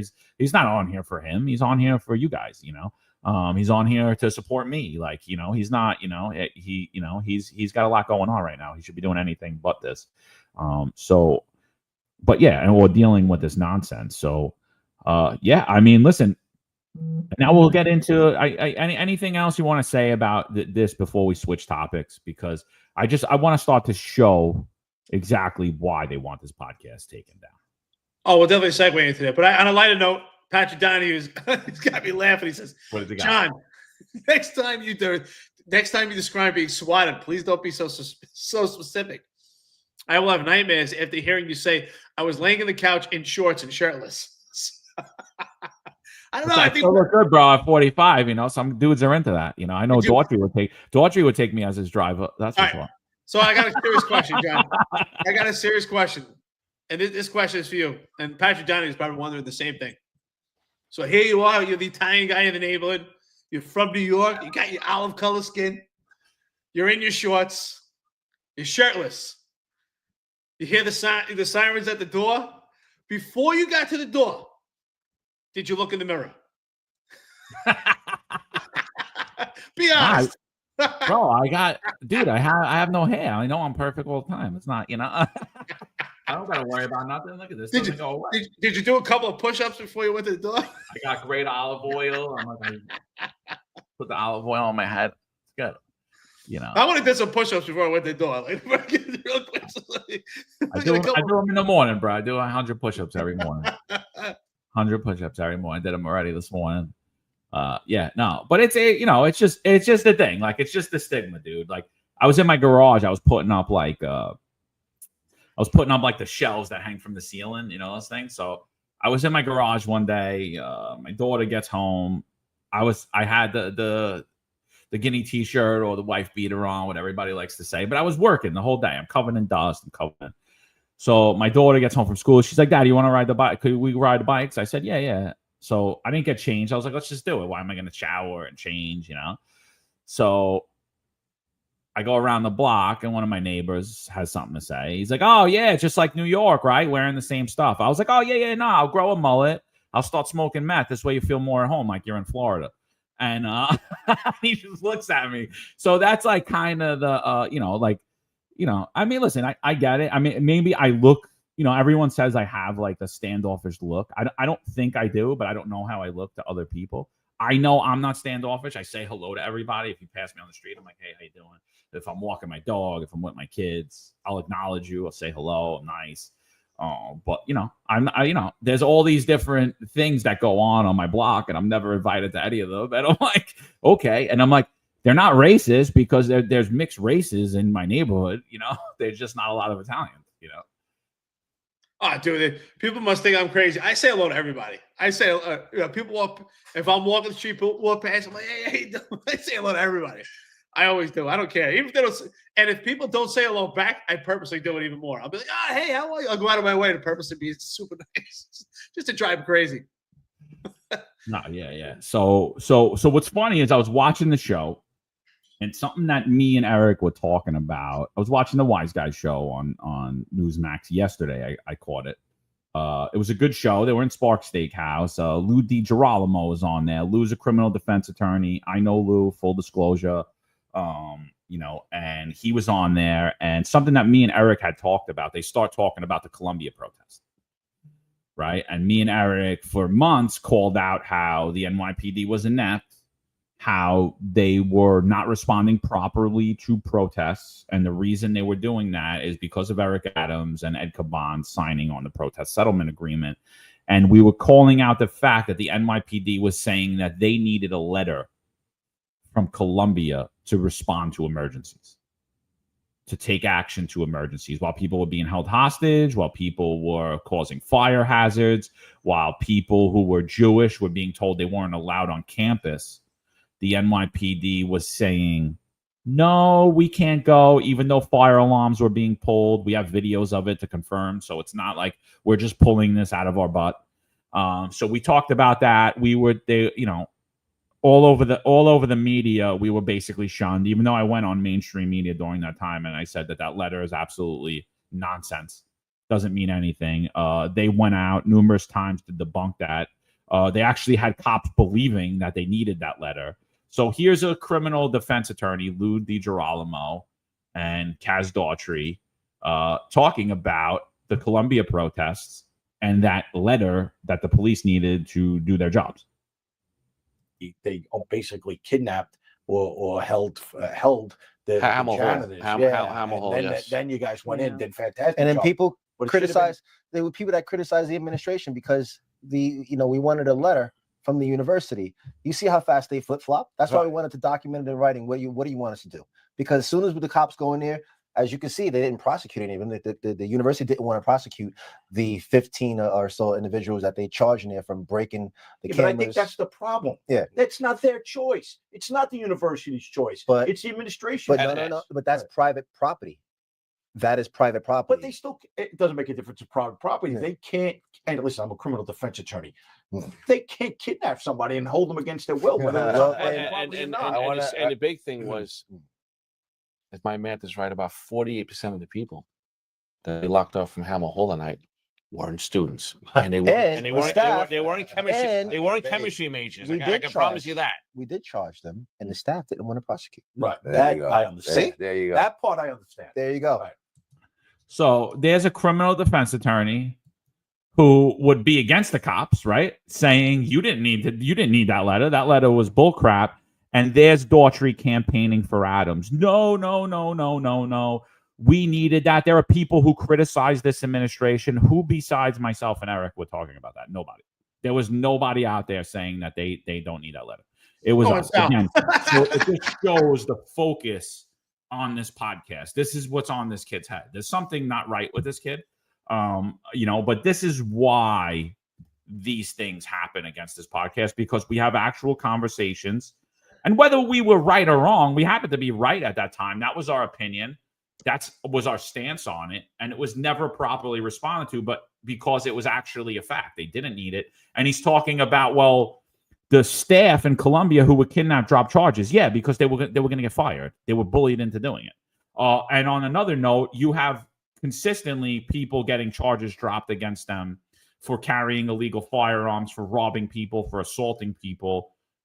So you're going to need a letter from all those victims? Like, what's your point here? What's your point there? You have no point. It's the dumbest thing I ever heard in my life. You let a situation get completely out of hand.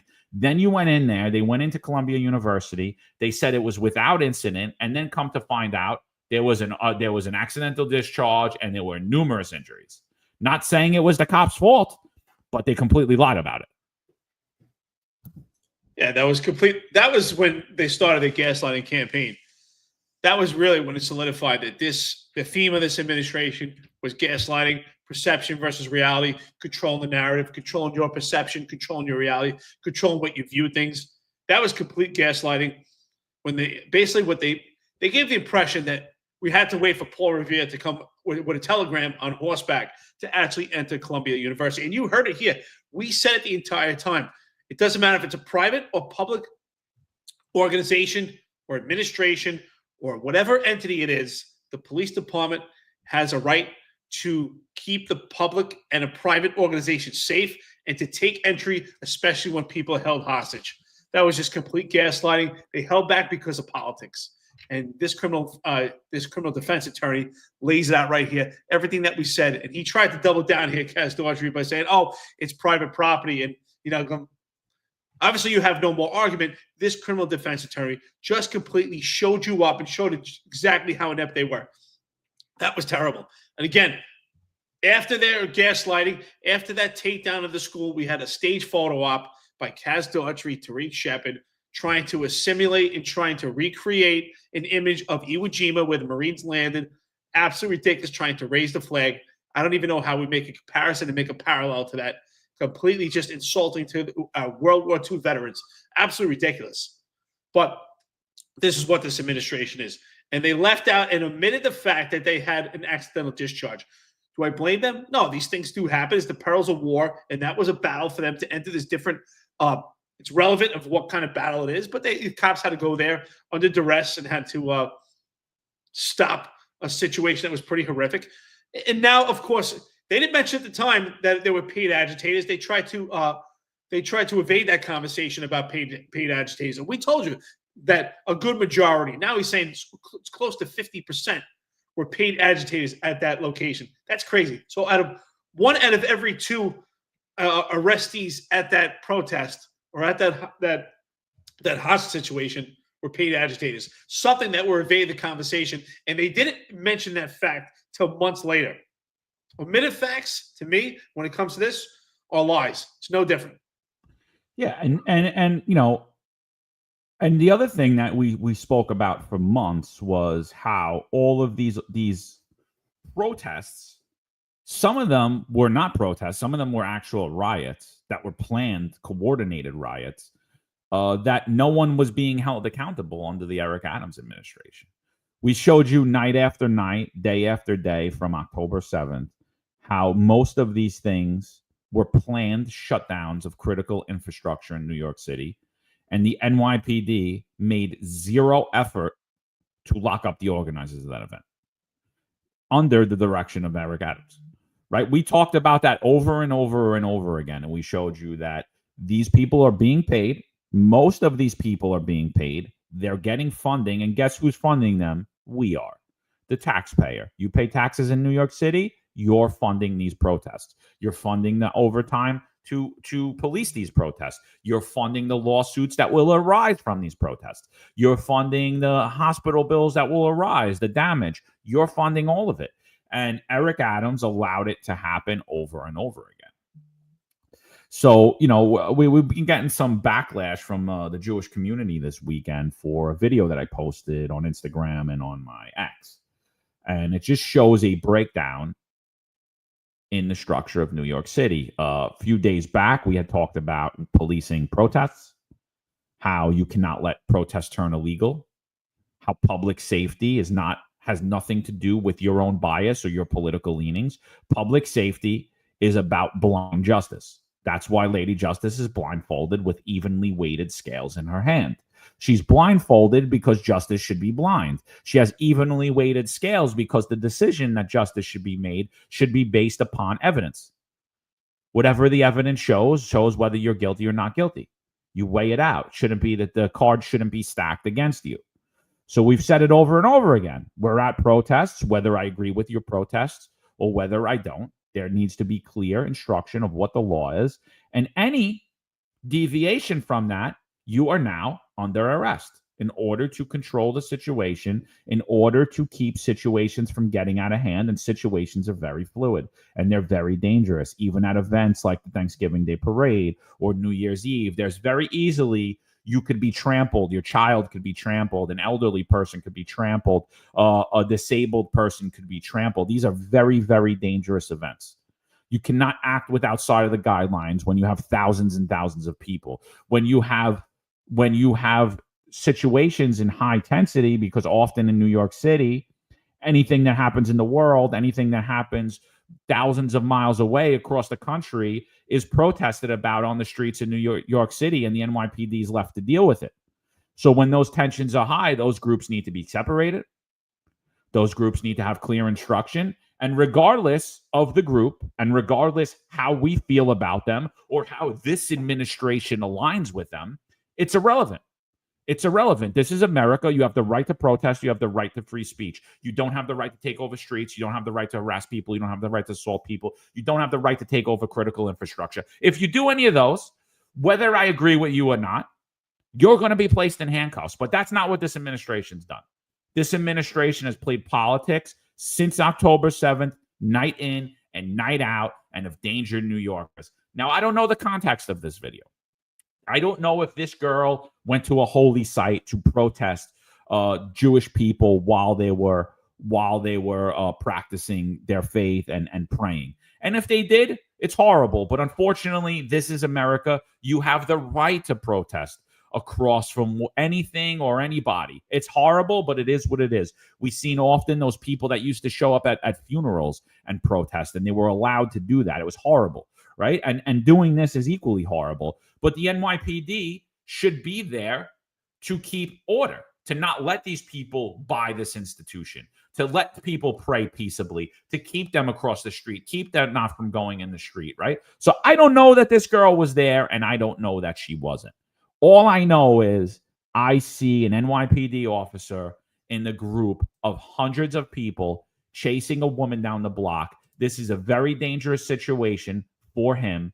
And regardless of his political leanings, regardless of whether he agrees with someone or he doesn't agree with someone, he risks his own life to get this woman to safety and away from people who are throwing stuff at her. You're going to see someone throw a fire extinguisher that I believe hits the cop. You'll see men hit her, and they're chasing her around, yelling things at her. And this is a breakdown in policing. This is a failure in public safety. Again, I don't care why she was there or why she wasn't there. This should not happen in New York City. This officer should not have been placed in this situation. There should have been order had at any of these protests or counter-protests. Whether you're a protester or you're a counter-protester, you should be held to the same standard. So here's the video.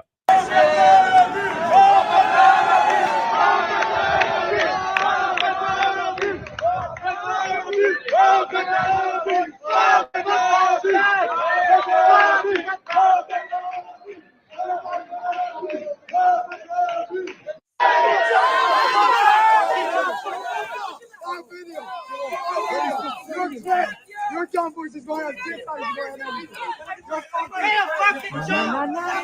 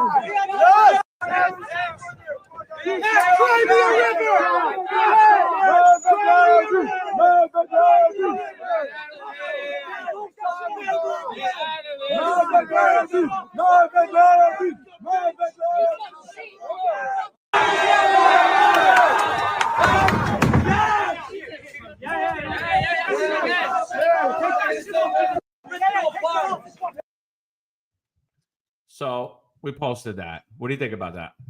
So this is one of those things where I say, in most cases, context matters. Context matters when it comes to policing, right? We want to know the whole context of a situation. But when it comes to public expression, First Amendment, context doesn't matter. The role of the police department is to maintain public safety, and the context of what they're saying doesn't matter. For the police department, as far as what's being said, should be complete white noise. And that's what we talk about, where we have to remove politics from policing. And policing is supposed to be apolitical, but no longer. Politics has played a complete role. So if we just move aside from this actual riot here, and this is a full-out riot, they're completely stalking that woman. That's stalking their victim, and they're stalking her as if she's prey. But if we look at what's been going on with this administration, the response that we saw, I think it was 2 summers ago, when former Chief Madry actually was out at Union Square, and he was getting attacked by gangs of kids at the I forgot the kid's name, a rap star, where they were giving out games. The response of the police department was completely different than we saw the response of the protests in Staten Island to illegal military age males being housed in Staten Island. That's where we really started to see politics start to play out in the response of the police department when it comes to protests and riots. So context does not matter. What they're saying should be complete white noise. And the other question we have to ask is, why is that cop all by himself? How do we get to that point?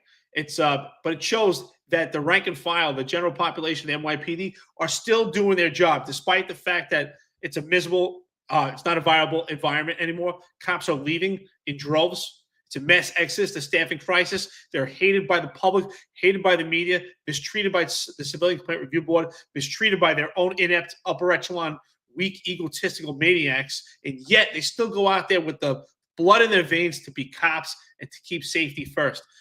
This cop was doing everything in his power to try to make sure that that woman was safe. Context doesn't matter, but it makes my blood boil to watch videos like that. I feel sorry that cop is in that position, because that could be a disaster. But that is not a protest. That is a full-out riot where they encompass the entire street.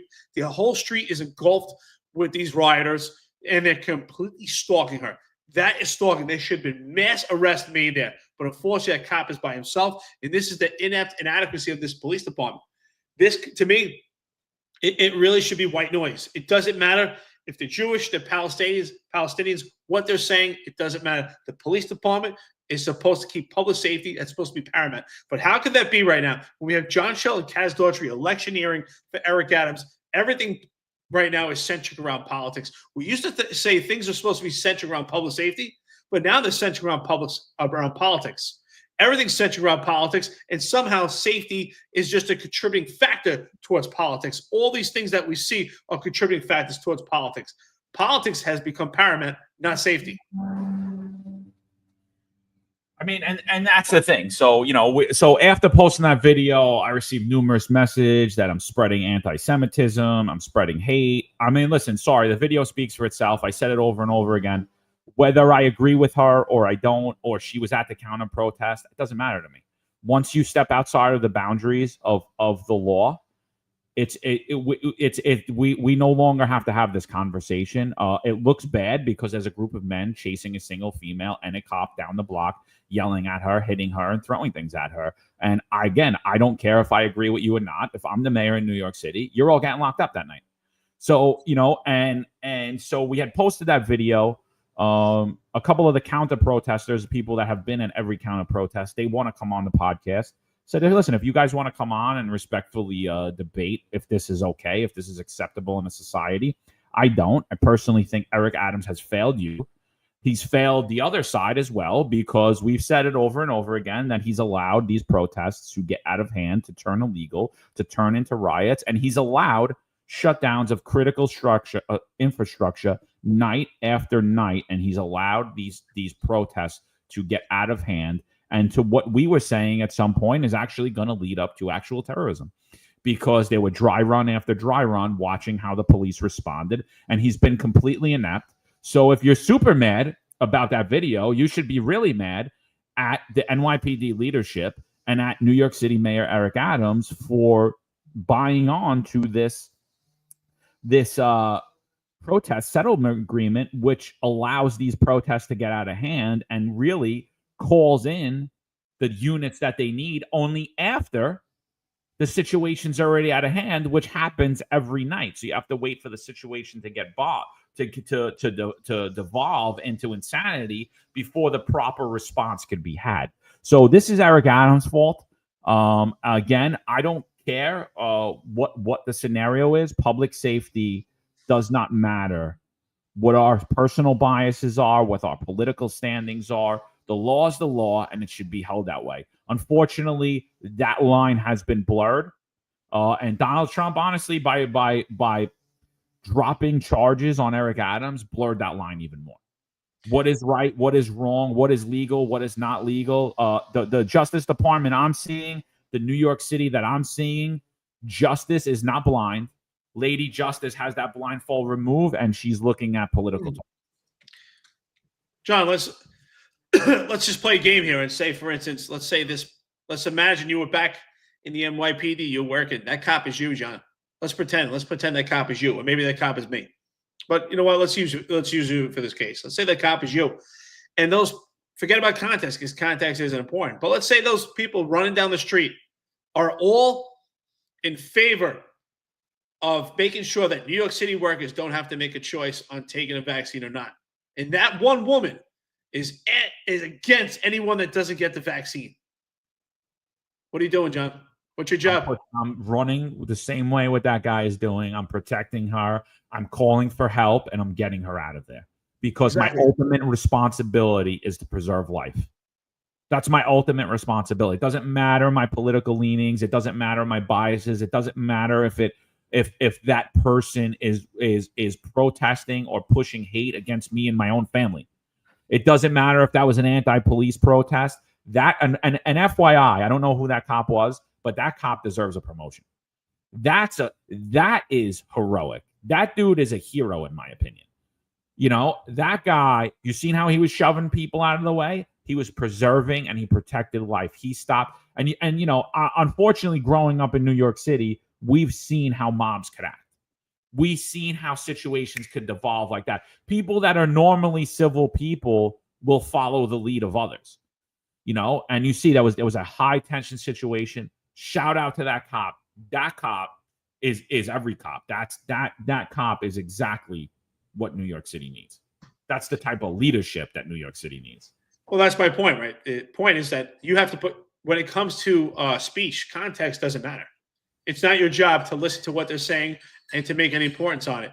Your job is to get that person to safety. And if that person is in complete opposition to your views, but their safety is at risk, that's our mission. Our mission first is to keep people safe. That is the ultimate mission of the police department. There's no doubt about it.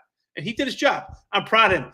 I have a lot of questions of why he was by himself, why he was completely abandoned, if any, or did he do it upon himself? Did he get himself into that situation? Either way, it doesn't matter. He did his job. He protected her, and he stood strong. That's a cop we would all love to work with. He stood strong. He was shoving people out of the way. He had a sense of presence. Outstanding. If you're watching this, brother, any of your friends, thank you for what you did. That's good police work right there, brother. Yeah, absolutely, dude. It's that was, that's the thing. So obviously Eric Adams and Daughtry and Shell is so focused on the post and how viral they go. So obviously after we share the video, it goes viral, right? And then there's a lot of, all the crazies come out. Everybody wants to kill each other. Why this is happening in America, I don't know. Planes fly every day out overseas. You guys could all go there, kill each other. It doesn't matter to me. This is America. I'm America first. I'm New York City first. I'm talking about New York City law. I'm talking about public safety. I'm talking about New Yorkers and tourists and families' ability to walk down the street, go to school in peace, work in peace. That's what I care about. I don't care about an overseas conflict. Doesn't matter to me. I don't know enough about it to care about it.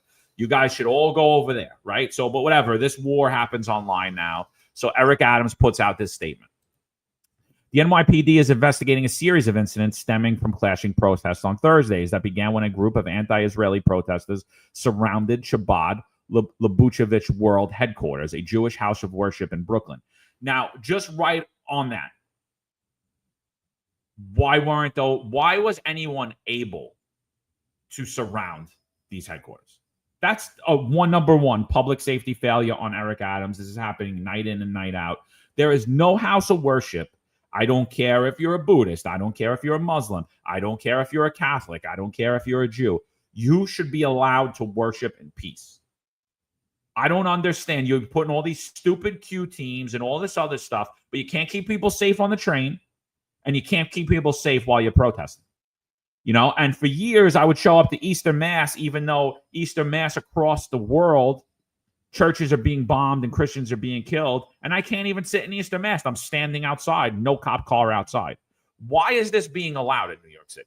Why did that even happen? That, in my opinion, right there should have never been any other response other than everyone who took over that and surrounded that and caused that. That's illegal. We're no longer protesting.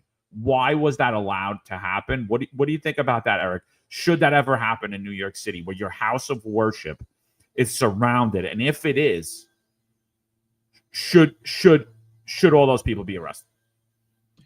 Yeah, absolutely. I mean, that's something we have to give credit to prior administrations, especially under Ray Kelly.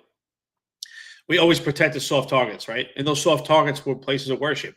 And even then, back then, where we didn't have the protests and riots right now with the Israeli-Palestinian conflict, there was always a presence at synagogues, temples, churches, or any soft targets that were maybe, special holidays, things like that. We always had, even the precincts, we had, they called if you remember, John, back in the day, it was called the Hal Auto, right? House of Worship. And there was actually specific cars in precincts assigned to these soft targets to check on them and make sure that they were in good condition. Back when we had, it was called the, critical response? When you would actually, a mobile response, I forgot the name for it, but you'd actually get assigned to Manhattan. We pretty much drive around in caravans all day, but cops would be posted at different times throughout the day before they're caravanning or during the time that they're caravanning to stand at different places of worship. So these are soft targets that have to be planned, and there has to be a tactical plan for them. And that's what we did. In this administration, we don't see that, especially with the height of these riots and these protests on a daily basis in and out since October 7th. We don't see this police department protecting soft targets. And for one, the excuse might be, well, we don't have manpower, but there's no plan. There's no plan within this police department on how they approach these things. You know, when they talk about drones, why don't you utilize these drones to actually monitor these soft targets? That could be something that we could use these drones for. Use the technology if you don't have the manpower, when I talk about being supplemental, to monitor these soft targets, to actually show some type of presence. Yeah, 5-0 says it here. How car? That's something that we had in the day, back in the day, is managing these soft targets. So we need to hard these targets, and we have to stop calling them protests. You know, a protest to me is a special word. It's something that this country was built on. This country is built on protest. It's built on the First Amendment. But there's a fine line, and there's a dichotomy between protests and riots. And when you start impeding on life and the quality of life, just as they're supposed to address with these Q teams, it's not a protest anymore. It's an all-out riot.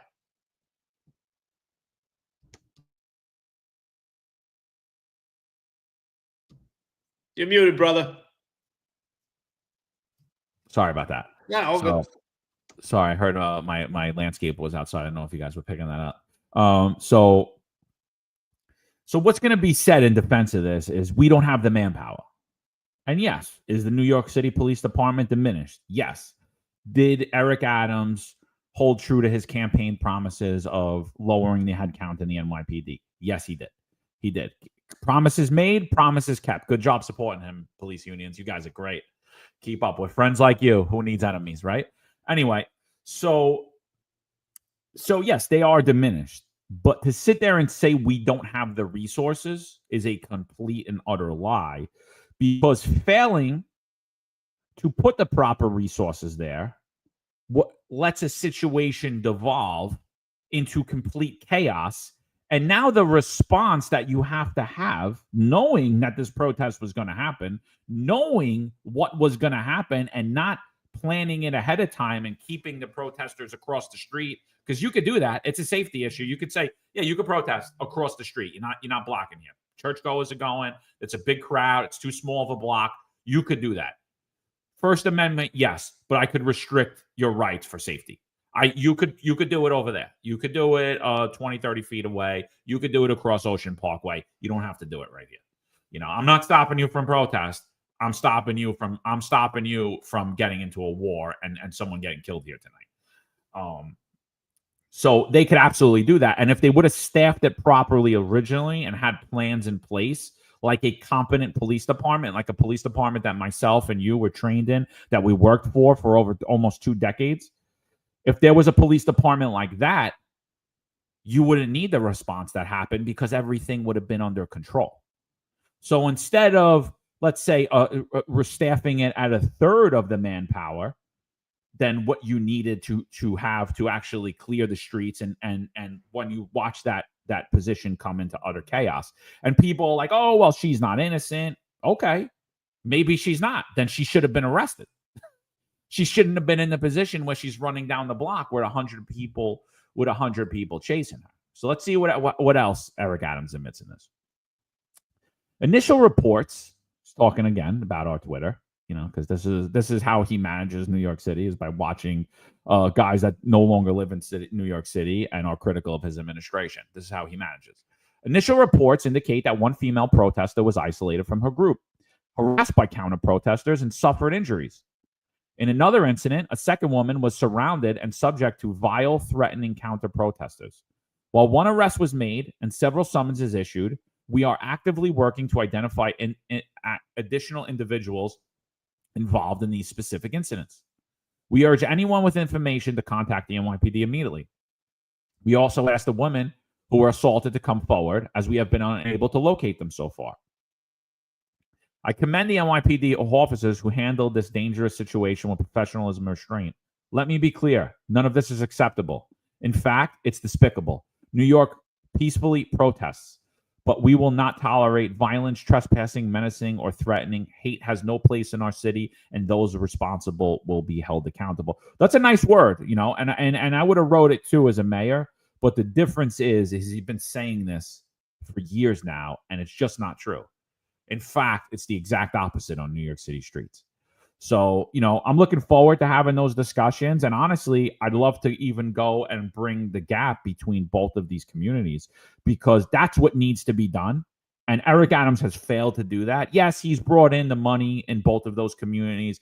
He's brought in those people with the political clout in both of those communities, but he hasn't got to the actual rank and file of those communities, the actual people that make those protests happen and make the wheels spin, and actually had them sit down. Listen, this is America. You're allowed to protest. You're not allowed to have a war in our streets. You're not allowed to start beating each other and making our streets unsafe. And that's exactly what Eric Adams allowed. So if you're going to be mad at anybody for anything, it ultimately is held accountable on Eric Adams. He's a complete failure. He's completely incompetent at his position. His core mission is to preserve life in New York City and to make the wheels turn. And the wheels are doing anything but turning, and he's doing a damn terrible job of protecting life in the city. His core mission has been how to benefit for Eric and his constituents. How does this administration make money off private contracts? That's what the mission has been, not about public safety. I mean, we talk about it all the time. Communication breaks barriers. If he was to sit down with the leaders of these communities, sit down together and have a real conversation together, that would disarm everybody. And would that solve the problem completely? Maybe not, but it would disarm them a little bit to make things safer and a bit more peaceful until the police department can get a handle on this. And how they get a handle on it is they have to take preemptive strikes. We talked about that, right? Hardening these soft targets, these places of worship, and actually get into these communities and make an arrest when they're appropriate. When there's a riot, when there's a crime, make those arrests. Do not get politically involved. We don't need a mayor, a New York City mayor, to get involved in world politics and transitioning over to New York City. We need a New York City mayor saying, I'm not concerned with what's going on over there, and I'm not concerned about how you feel about it. What I am concerned about is how we're going to live together here in New York City. If you want to be the mayor of Jerusalem, then you should go to Jerusalem. But you need to be the mayor of New York City. And listen, I'm Jewish. I have family. I have family that did schooling in Israel. I have family from Israel, a lot of ancestry there. But my heart is in America. I'm an American. America first. So, and especially if you live in New York City, You're the mayor of New York City. You should be concerned with the safety of your New York City residents, whether Palestinian or Jewish. If they live there, they're New York City residents. To me, that's who they are. They're not Palestinians. They're not Jewish. They're Americans. These are secondary. These are supplemental, and we have to get away from this whole ideology of entertaining hate speech. It's just speech, whether it's hateful, whether it's kind. It's speech. What we need to do is make sure everyone's safe. And if you're concerned about the speech, then why not have these conversations just as we do this on this podcast, long platform? Have conversations, and that's where we can have speech. And I find most times when you have conversations with people and you sit down and you have real conversations, it actually disarms people, and it turns out better for both sides. Yeah, but he's a complete failure, and he doesn't care about it, and that's just the problem, That's just the problem. His leadership is inept. The leadership team that he put together is inept. They're just not capable of doing this. I mean, again, regardless of where you stand, regardless of what side you're on, those protests should be staffed properly, and anybody that breaks out of line should have clear rules. If you do this, you're getting locked up. And guess what happens? People fall in line, right? They don't do it. I've policed countless protests. So have you, Eric. And the rules are clear. The rules and standards are set. We dictate what we let. Obviously, the NYPD is not dictating what's happening, and it's not the rank and file's fault. It's the leadership. They're not dictating what it is. Taking sides. Gary Thompson says taking sides. The morale sucks. The morale in the police department sucks. But we have no business taking sides. We have no business. It doesn't matter. It just doesn't matter. I was at pro-Trump protests, and I was like, dude, act up. You're going. You're gonna go. I'm telling you right now, you're gonna go. It is what it is. It doesn't matter if you're pro, if you're anti. It really doesn't matter. I could be pro-Trump too, and you're pro-Trump. You step out of line, you're getting locked up, and that's just the way it needs to be. And that's just not what's happening in New York City. The leadership's completely inept. And honestly, I'm praying for everybody. I have friends on all over New York City, and I hope that these situations are brought under control. I hope they're brought under control. But I won't lie. I have zero faith that that's actually going to happen in New York City, because for 3 years he's done anything but get the situation under control. Brother Rob Lucash says it right here. Finds Unfiltered family. I agree. And this is where we talk about the different standards and the approach. The problem is they let the Palestine protester do whatever they want. Then when the Jewish community does it, it's looked upon as wrong. Equal justice is needed at the beginning. That's exactly what it is. There shouldn't be a different standard of approach by the police department, and there is, because of politics. And just as I spoke about, it was a different response about the riot we had in Union Square, where cops were attacked. The upper echelon of the police department was attacked in comparison to how the cops act in Staten Island to those conservative protesters.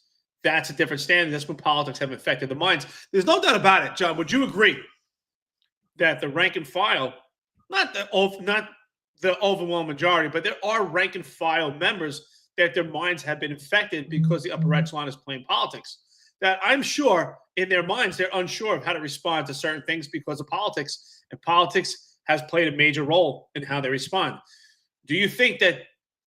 Well, I know for me, I think it is, but I'm sure I could pretty much guess what you're going to say. But do you think that there are rank and file that now that when they respond, they think about the politics and how it may affect their response and change on how they actually make their determination if they're going to make an arrest or not?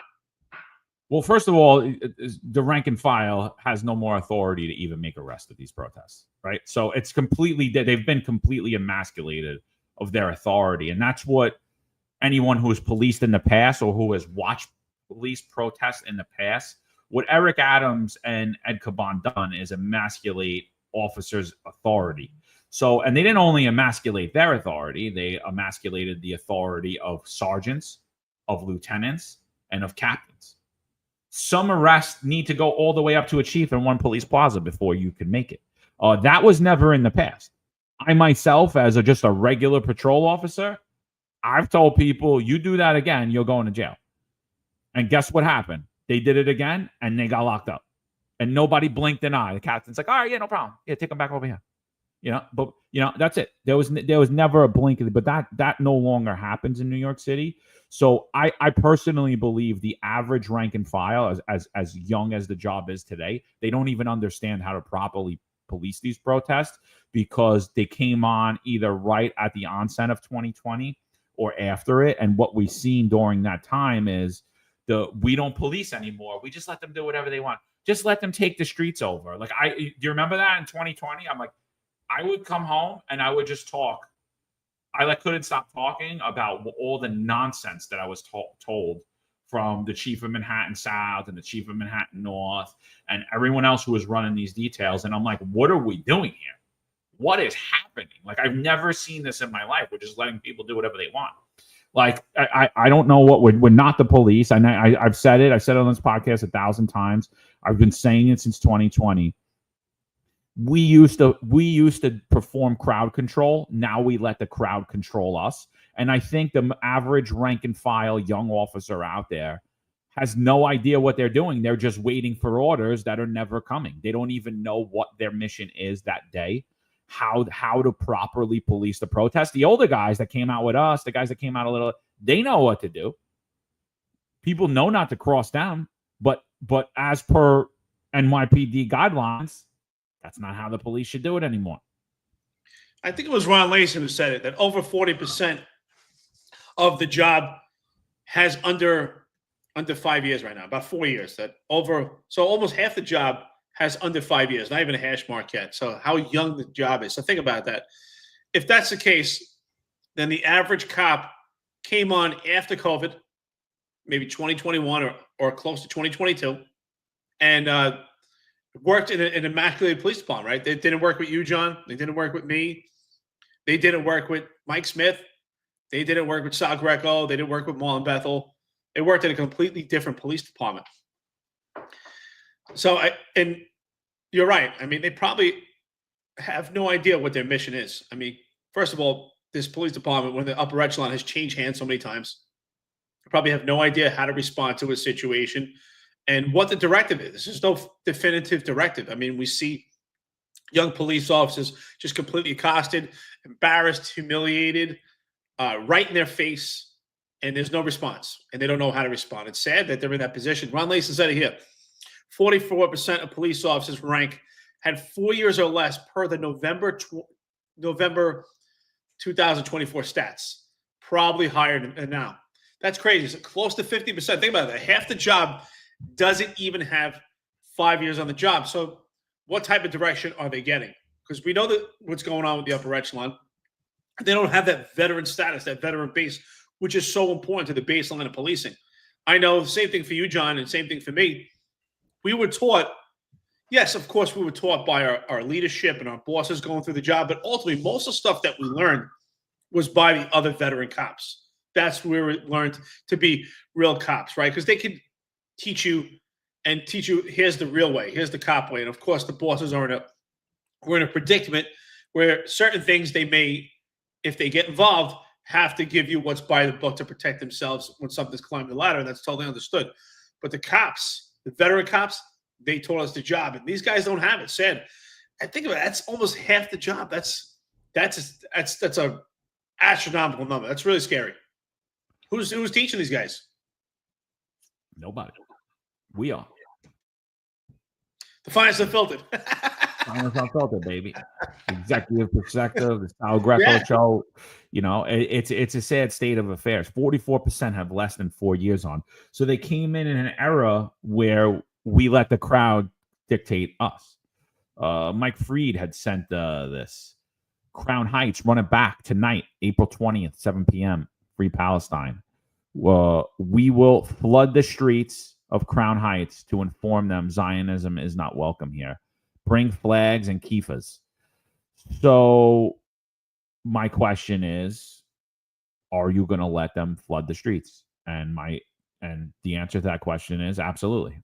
The police department's going to let them take over the streets, let them stop traffic, let them harass and intimidate and cause fear and panic and alarm to the residents, to the businesses, to the cars.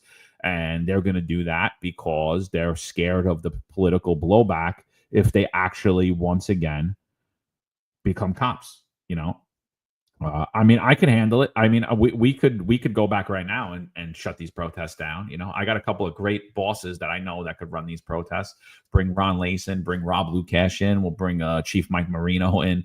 There's a lot of good guys that are they'll still strap on and go out there and keep the good people in New York safe. You know, and it's almost getting to that point. You know, it's almost getting to that point where people are just going to start hiring private security because it's ridiculous. It's ridiculous to watch. So that protest will be tonight. You'll watch that devolve from a protest into a flat out riot because Eric Adams is inept and his leadership's inept. Or hopefully, because of this podcast, they will overstaff that. Unfortunately, for the guys who wanted to go home today, you will be getting hit with notifications to go respond to this. But make that money.